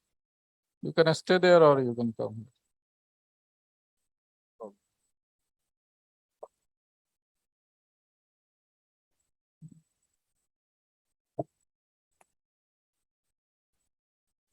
Thank you very much, the keynote speaker and my respected seniors are here. Actually, I was late, and I don't know whether I'm on time or I'm late. So some panel must have been elevated forward. That's why. But as what I could learn, as the keynote speaker mentioned in his speech, I found that he was making comparison between the measures taken by British government as well as the Bangladesh government. And this was really the except what I could grasp at that moment of time. So he appreciated the Bangladesh government for taking the measures. And he mentioned that about the using of mask, use of mask by the people might have reduced. I mean, yes, it reduced the what I should say, the casualties. And while in being a developed country, in England, it was like 180,000 people, got passed away. But in Bangladesh, we got like near about 28,000. The country of 170 million people, and they've got a country of 99 million people. So it's a big achievement, what I should say. And it was, the credit goes to the management, and credit goes to the people as well. And credit goes to, the policymakers who could take the decision of importing the vaccines and taking all measures. Still, actually, I'm working with a project relating to COVID. So I've seen that the investment government made in the equipments, PPE, or the vaccines was enormous, because government didn't take any risk really in Bangladesh, and thought that the risk might be expensive. That's why government took all measures, and still you can see the lots of stockpiles of the things are over there, and it's being distributed and been kept for the future if some other calamities or some disasters have some outbreak over here, so it might be used. So this is a kind of, the keynote speaker mentioned, is the prudence and wisdom of the policymakers in Bangladesh to take these kind of policies, and the health management, healthcare system, the action in time. And I was connected, actually, for the reference, I can mention that I was connected with the hospital. It is called Sarkari Kormachari Hospital. You might know that it is in Fulbaria, Gulistan, and it was like the former railway hospital. It has been renamed as Sarkari Kormachari Hospital. Actually, before the COVID invaded, I should use the word invaded, and it was, people had no knowledge about it, but the management was so efficient, and within the span of 1 month or 2 months, it got, what I should say, renowned so quickly. And so it was all the time, it was full to the capacity. And I have heard, in many seminars and also in some workshops, as well as in some formal meetings and informal meetings as well, that they appreciated the role played by the Sarkari Kormachari Kalyan hospitals. So what does it mean? Actually, people, the management was not ready for that, but their readiness for that and their spirit to help the people was appreciable. It's enormous. And that's why, and it's not only the Sarkari Kormachari Hospital, in all the hospitals, mainly in the hospitals, accepting some of the deviations, we have seen some health cases. It was really it's a collective effort. That's why, as Mr. Jabba mentioned, we could see the minimum casualties here. And around, the COVID, there are some other crises might be over there in UK, and also in Japan. We call them the like robotic or time machines, but they have also really couldn't manage it. They failed to manage it in the right way. As I can say that we managed it. So kudos or the credit goes to the health management system, as well as the policymakers who could have thought ahead of time. To have the supply of these equipments or all the necessary PPEs or all other things. So and the RT-PCR and all the things, test are there still. The Sarkari Kormachari hospitals, the government hospital, they provide the service free of cost. So it is actually beyond imagination that in Bangladesh, the government could provide such an enormous service, such a priceless service to the people. And that time I could see that one of the injections, whenever people are fatally injured, fatally affected, and it was like 40,000 taka. So we can see that the government's preparedness about that. So if we compare the government preparedness of the UK or some other governments, especially regarding this outbreak or this pandemic. So I should give the credits to the Bangladesh government for taking this initiative. But people, because Bangladesh is a land of some Orthodox people, and so taboos are over here. But the communication system, the information was effective to an extent to help people understand the consequences and the fatality of this disease. So I don't like to prolong the discussion. I like to thank the key speaker for his comprehensive discussion, elaboration of the topic, the crisis. And I thank you all for listening to him. And I thank you, Mr. Speaker, for for enhancing our knowledge towards that. Thank you very much. Thank you so much. Now I request Mr. Moni Chaudhary, Director General, NMST, to give his panel discussion or to give a speech, short speech on this topic. Mostly on UK and Bangladesh health issues and other crisis during crisis. Thank you very much. Assalamu alaikum, dear audiences, the respectable guest. Really, I could not be available in the program, but since after coming over here, my realization about the health issues or health governance during the COVID pandemic, I would say it's a matter of policy success or governance success or failure in terms of its management. So as I have not read out the papers or I didn't get the speeches, so from my field experiences, I would say before going for policy formulation, we need to have a very clear integration with the service seekers, with the people, with the stakeholders. Without having a good linkage, we could not able to enforce a policy successfully. I have very long field experiences, and my feeling is that the policy which we adopt from the top, it is called top-down approach. The bureaucracy, the policy maker, the rulers, even the elites, they don't have the communication, integration, connection with the people. What is people's demand, public feeling, and public pulse? We need to understand that. And then after realizing, after assessing their demands, we can go for enforcing the policy in successful ways.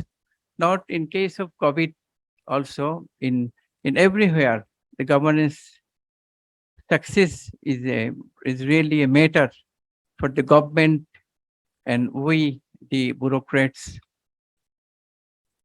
I think that being in the bureaucracy, we should not stand away in achieving the goals of the government.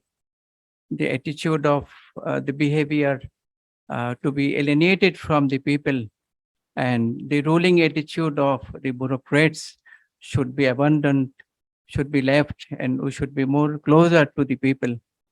Government success solely depends on the bureaucrats, the policy makers, how much we are sensitive to the people and to the demands of the people, the service seekers. For example, I would say governance is a factor. Governance success and failure depends on a good policy. But even you have a good policy, we could not make it successful, even with a good policy, because of governance problem, because of enforcement problem. In the field level, you see a lot of hurdles against us in enforcing the law. In Department of Environment, even in Mil Vita, the state-run organization, we could not achieve our target because of the problems, the hurdles in the enforcement level, in the execution level. And who are the executors, implementers? We, the public servants, the overstaffed public servants, but we really face hurdles because of our lack of sincerity, lack of good attitude. So I need to say that with having a good policy, the bureaucracy and the executives of the public service or in the government dimension, we should have more patriotic feelings, more feelings for the people to get it done very successfully. So I have much more realization, but as time is limited and I could not get the real picture of my previous deliberation. So in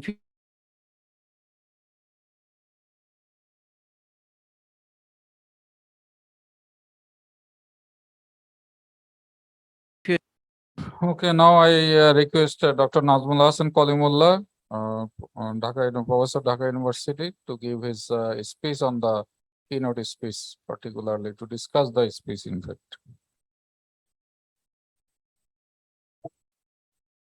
Honorable Chair of today's session, respected keynote speaker, of course, our esteemed chief guest, panelists, and audience. It's an august occasion that we could successfully convene this Evaluation Conclave 2022. And we could get a wonderful paper from a person who is from ancestral perspective from Bangladesh and now settled in the UK, British citizen, and from Manchester. And the theme of the paper is all to do with evaluation in terms of crisis, with reference to Bangladesh and UK. We could get insight from both the countries and could enrich ourselves in terms of crisis management too. Our president of the society requested me to concentrate on the importance of evaluation, culture, and movement with reference to Bangladesh, so that we can enhance and spearhead the movement. Our chief guest rightly pointed out that communication is very important and evaluation should be meaningful. We mustn't do it just for the sake of doing it. It's part of the ritual. And it should be done from a proactive perspective. And that will add value. And if we can spread the movement to the grassroots level, that will enhance our national capability and capacity to face all sort of natural and man-made calamities. Ukraine-Russian war has opened up our eyes, and we have realized wherever we are that we are living in a turbulent world. Anytime anything can happen. We cannot take things for granted. And the possibility of a nuclear limited scale holocaust is also looming. So we'll have to tighten our belts. Our Honorable Prime Minister has come up with this clarion call even today, and we must work hand in hand to face all sort of crisis, and evaluation be a good means to that end. With these few words, I would like to end it here. Thank you very much.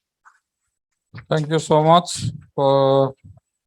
So with this, we have concluded our panel discussion. Now I request Dr. Bayajit Khurshid, yes, to say something about this session and on this topic. Bismillahirrahmanirrahim. Honorable Chief Guest of today's session, Mr. Abul Kalam Azad, former Senior Secretary and former Principal Secretary of the Government of Bangladesh. Other dignitaries and another Senior Secretary, former Senior Secretary, sir, Mr. Shah Kamal, and the keynote presenter and other dignitaries sitting on the dais, and dear audience, Assalamu alaikum. I'd like to start with a childhood memory. So when I had to appear in an examination, my father used to suggest me, before giving back your answer sheet, please do the revision. And very frequently I skipped it. He always suggested me to keep at least 10 minutes for revision. And that revision is nothing but to evaluate how did you perform, what went good, what went wrong for you in the answer sheet. And that is the synonym of evaluation. So what I have found that the human tendency, the natural tendency is not to evaluate. The job is done, I am done. That is the natural tendency. But an organization and a system cannot run without evaluation. I'm a public health specialist. I'm working at National Institute of Preventive and Social Medicine, that is better known as NIPSAM. It is the apex body in public health education in Bangladesh that deals with offering MPH degrees in different public health disciplines. So we sometimes deal with evaluation. Very recently, what happened, we are all aware, and we have already talked about much about COVID-19 pandemic. We are claiming our success stories, and that has been acclaimed by the international communities as well. But had it been evaluated on scientific basis yet, what we have done for COVID-19? No. Mr. Abul Kalam Azad, the former Senate Secretary, has come forward a few months back to Mr. Nuruzzaman and others to evaluate the whole program. And there is an international body which deals with evaluation. They are also coming forward to evaluate the story of Bangladesh, how Bangladesh has managed this COVID-19 pandemic situation. So it's still in the process. But the point is that still in Bangladesh, we are not very much sincere, or what should I say, we don't have the priority to evaluate our programs. Though we are very much aware that there is a division in the government, that is IMED, whose prior responsibility is to evaluate any programs, and they are doing it. And we can say that there is an auditing system in the government, which is one kind of evaluation, but that is more relevant with financial evaluations. And those are the things which are done usually post-event. There is evaluation is done after the event has completed. Though there is some feasibility study which the planning division has already implemented, that any project which will be submitted for approval, they should have a feasibility. So that is a good thing, because by feasibility study, that is the other name of assessment, whether that project is at all needed for Bangladesh in many terms, in many variables. So that is a good thing. But as I am working in health sector, there are plenty of examples where we can found that it was not assessed before taking up the program, that program, how much is needed for the benefits of the country. Very frequently, it is being taken by the conceptions of different intellectuals or the different policymakers, but it is not evidence-based all the time. So, but in other countries in health sector, what they are now doing, they have set up already, not only they have different evaluation unit, they have also have health technology unit. It is better known as its acronym, that is HTU, which assesses the need of that program.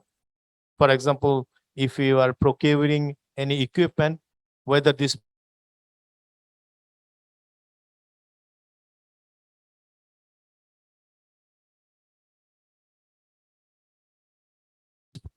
these assessments will be done by the HTU, that is the health technology unit. So that is the situation in health. And what NIPSAM is doing recently, I like to sensitize you about that. In all the programs of COVID-19 management, COVID-19 vaccination is the brightest one. And NIPSAM is now doing a research by evaluating the COVID-19 program.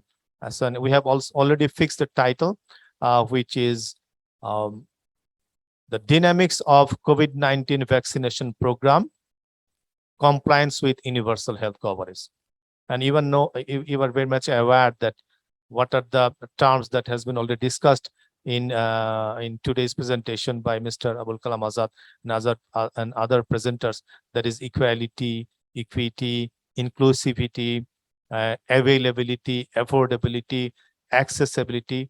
All these parameters or the variables are being considered in our study, where we will be trying to finding out how this COVID-19 ensured the accessibility of the vaccines.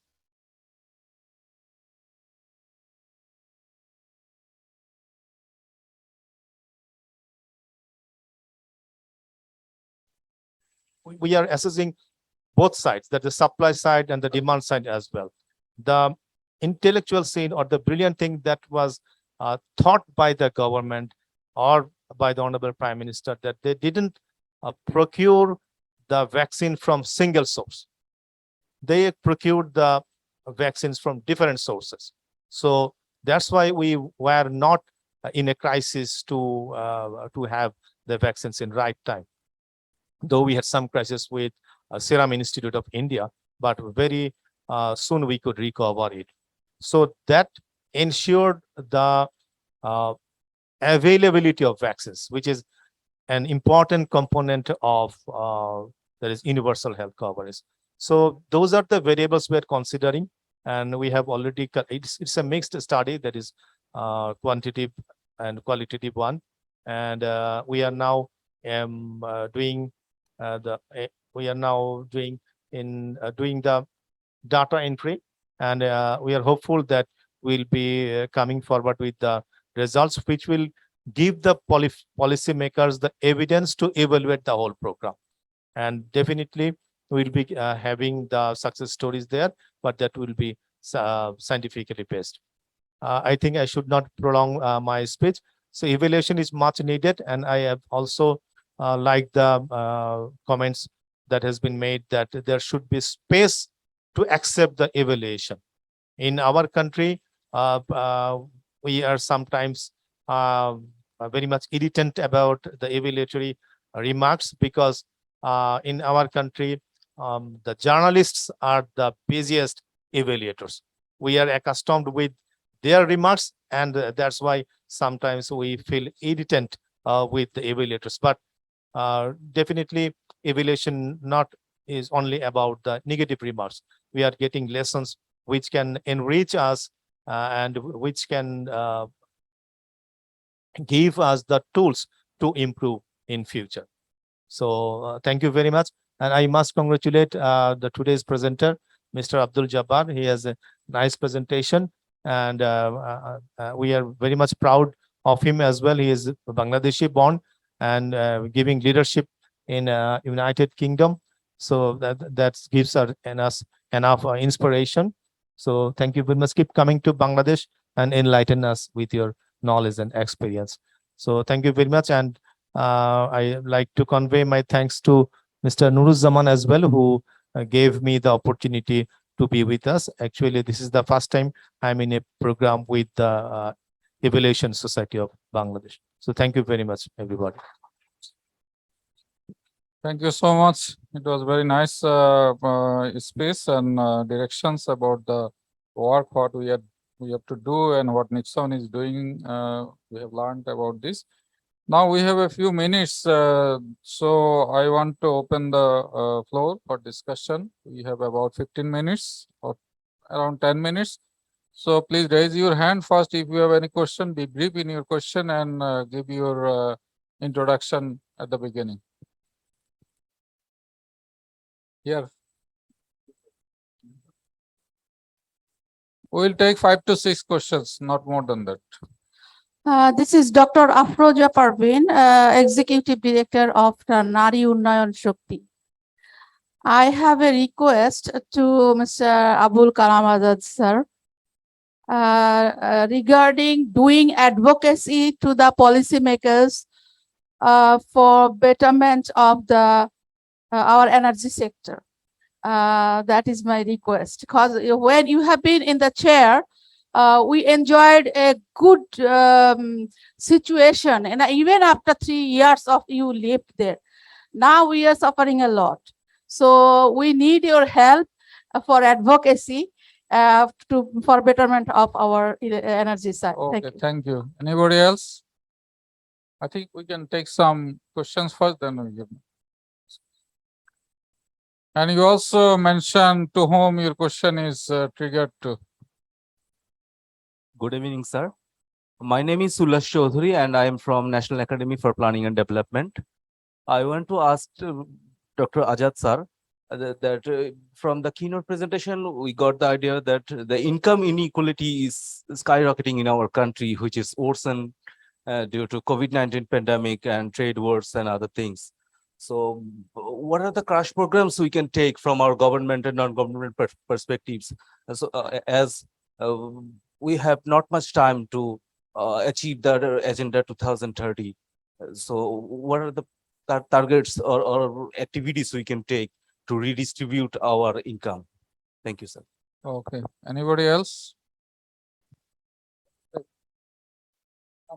Come next.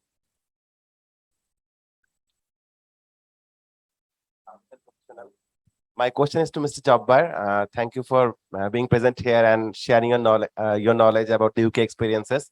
So my question is to you that are we looking forward to any kind of collaboration between UK government and Bangladesh different authorities to improve the evaluation practices in Bangladesh? And we also know that during the recent years, the UKID like percentage of donation to Bangladesh development work has reduced. Is there any chance to improve that again, and still, if not in monetary terms, at least in terms of knowledge transfer and skill transfer? Thank you. Okay, 2 more questions we will take. Anybody else? Okay, if not, then I would request our sir to respond to 2 questions. Sir. Thank you, sir. I am Dr. S.M. Monuruzzaman, Principal Scientific Officer, Bangladesh Youth Research Institute. My question, it is request for to Dr. Nuruzzaman sir. It is possible to next year internationally arrange to this seminar.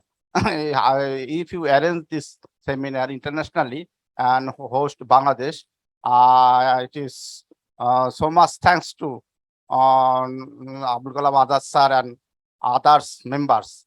Bangladesh is grateful to you. So much thanks. So I will address two questions. One is Dr. Afrozam and one from the back. Dr. Afrozam, your suggestion, not question, that you see the power situation in our country more comfortable. As I mentioned in my presentation, that in 2009, power generation capacity was 3.5 gigawatt, which shoot to 25 gigawatt. This was done under the leadership of the Honorable Prime Minister, because she is the power minister. From 2009, she is continuing as the power minister. She looks after the power and energy, and she personally guide this sector. So why this achievement we have? That time we have only 47% coverage in our country. 47% people got electricity. Now 100% people get electricity. So why present problem is not with the electricity, not with the energy, with the purchasing power. Because if you have money, give me money, I will bring it from Qatar, Dubai, anything. One of our private sector company, they was under a contract to hire one FSRU, which is used for liquefaction of LNG. This was sold to Germany at triple price, mind it. One of our company, they contracted, and now that is sold with a triple price. This company will get some damages. They will get some benefit, maybe or may not be, but we need money. Again, I told in my presentation that money remittance is less now.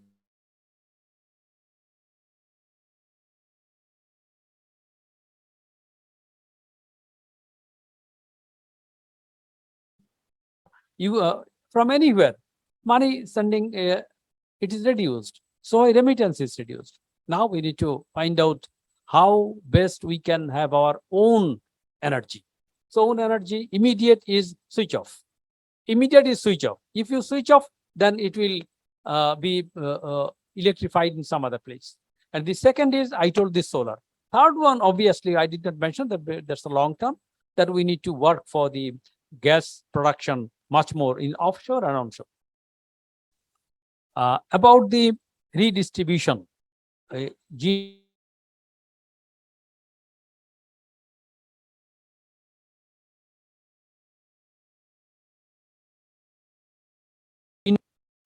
may try to answer, but that will not be sufficient again, because the whole globe is facing this problem. During COVID, thousands of billionaires came up in the world, thousands. We know that marginal people lost their job, but people are getting billionaire because of the ICT, transformation of this digital, all these issues, artificial intelligence, machine learning, robotics, and all these. So we need to find out ways how best we can equip our common people with the different devices, different gadgets, so that they can be more so tech friendly, and they can get some more income from that. So mobile is very good. We need to have the access through Wi-Fi with high speed. That may give much more benefit. We need to find out further ways. Thank you very much.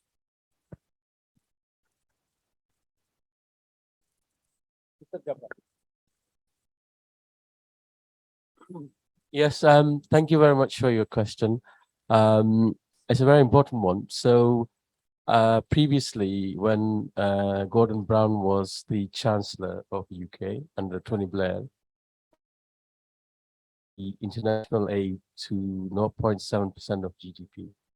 Unfortunately, the Tory government has reduced that to 0.5. I think it's a great mistake.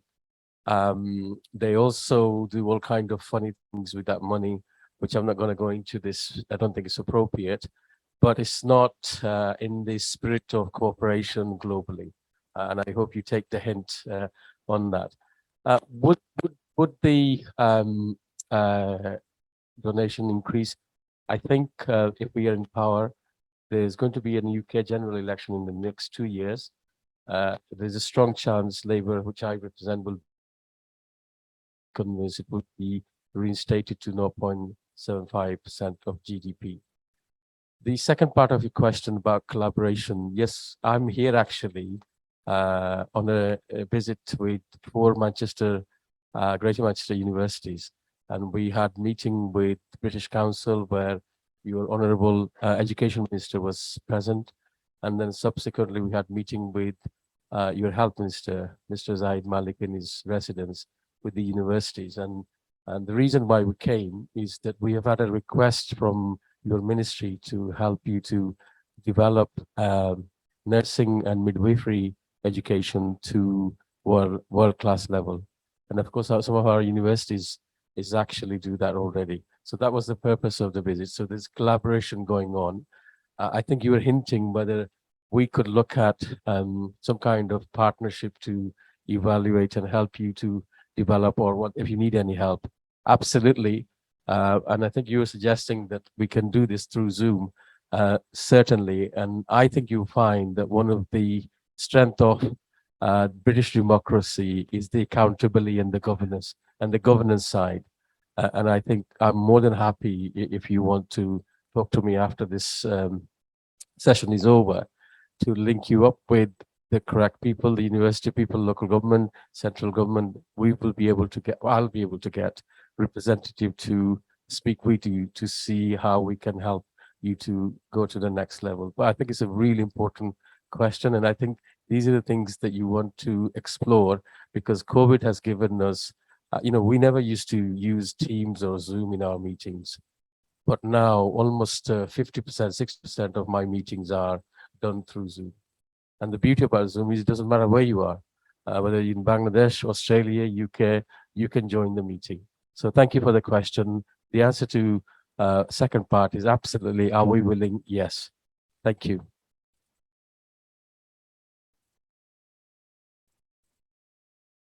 Thank you so much. We are almost at the end of the session.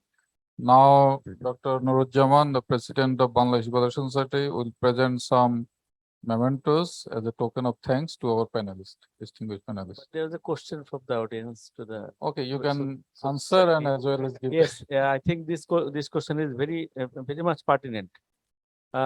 This evaluation conclave is our initiative of over the last 3 years. We are negotiating with community evaluators South Asia and with the topmost policymakers, so that we can organize this conclave in 2020. We have started the journey in 2019, and due to COVID, we had to abandon the conclave. But due to COVID, it is not yet over. Some part of Bangladesh, we are experiencing this type of COVID. So we are organizing this event in hybrid mode in 5 countries: Sri Lanka, India, Nepal, Bhutan, and Bangladesh. So our party is today on 13th October. What Bangladesh Evaluation Society like to achieve? So we'd like to build a vibrant evaluation community in Bangladesh, where independent research commissioner, and as well as the policymakers will come together, join hands, and they will build a vibrant evaluation committee. So it is not possible only for me to organize this thing, but without having the support from our Honorable Chief Guest, Mr. Abul Kalam Azad, Honorable Advisor, Mr. Dr. Shah Kamal, our Honorable Foreign Secretary, Admiral Khurshid Alam. In fact, this is the first vibrant event, face-to-face event in Bangladesh. But during the COVID time, we organize ourselves. Even we are negotiating to GEI, Global Evaluation Initiative, and Global Evaluation Coalition to conduct series of study on COVID-19 impact, recovery, and response. But due to Ukraine war, Ukraine-Russia war, the situation have changed abruptly. So focus on COVID-19 impact, recovery has shifted the economic crisis. So also we have shifted our focus of this conclave. So it is only possible to achieve these objectives with your support. So you can join hands to the Bangladesh Evaluation Society. You can take membership. You can join our network. You can conduct rigorous evaluation. You can use the platform of Bangladesh Evaluation Society. in fact, not only the Bangladesh Evaluation Society, but our national, regional, and global network you can use. I know you came from the Bangladesh Youth Research Institute. Whenever I have requested your Director General, he was very much supportive to us. He take the full membership of Bangladesh Evaluation Society. So we have organized series of workshop. Here we can see the workshop participants. I think those they impart these workshops, they came spontaneously, not to have encouraged you to take part in this conclave, but it is your understanding that you should take part in this initiative. I think this is the beginning of a new initiative. If you continue your aspiration to join with Bangladesh Evaluation Society and support our activities, we'll be able to build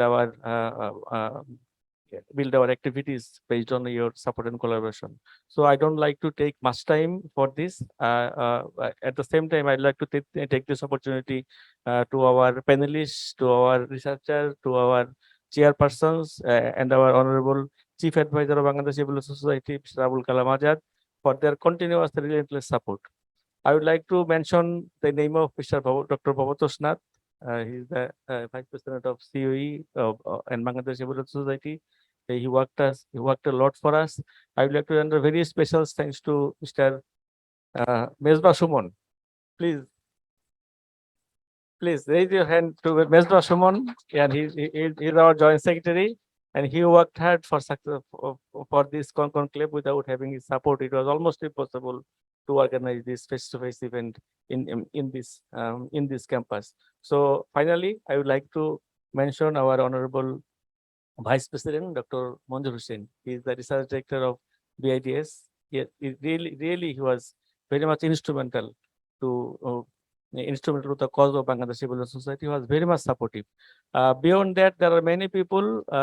Also, for example, whenever we are launching our website, Mr. Nasir was very much instrumental. Each and everybody was very much supportive to us, especially Director General of Bangladesh National Science Technology Museum, Dr. Nazrul Hassan Kolimullah, Director General Naim, Dr. Nizamul Karim, my very good friend, and Dr.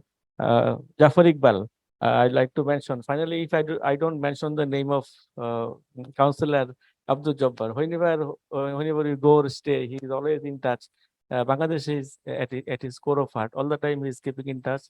Even during the time of COVID, we used to have discussion how we can move forward, and he was also instrumental and supportive to us. So I would like to take this opportunity to thank you for your continuous support. Hope you will remain with us in your all our future endeavors. Thank you so much, Dr. Manjur, for your continuous support, and he is one of the our very important vice presidents of Bangladesh Evaluation Society.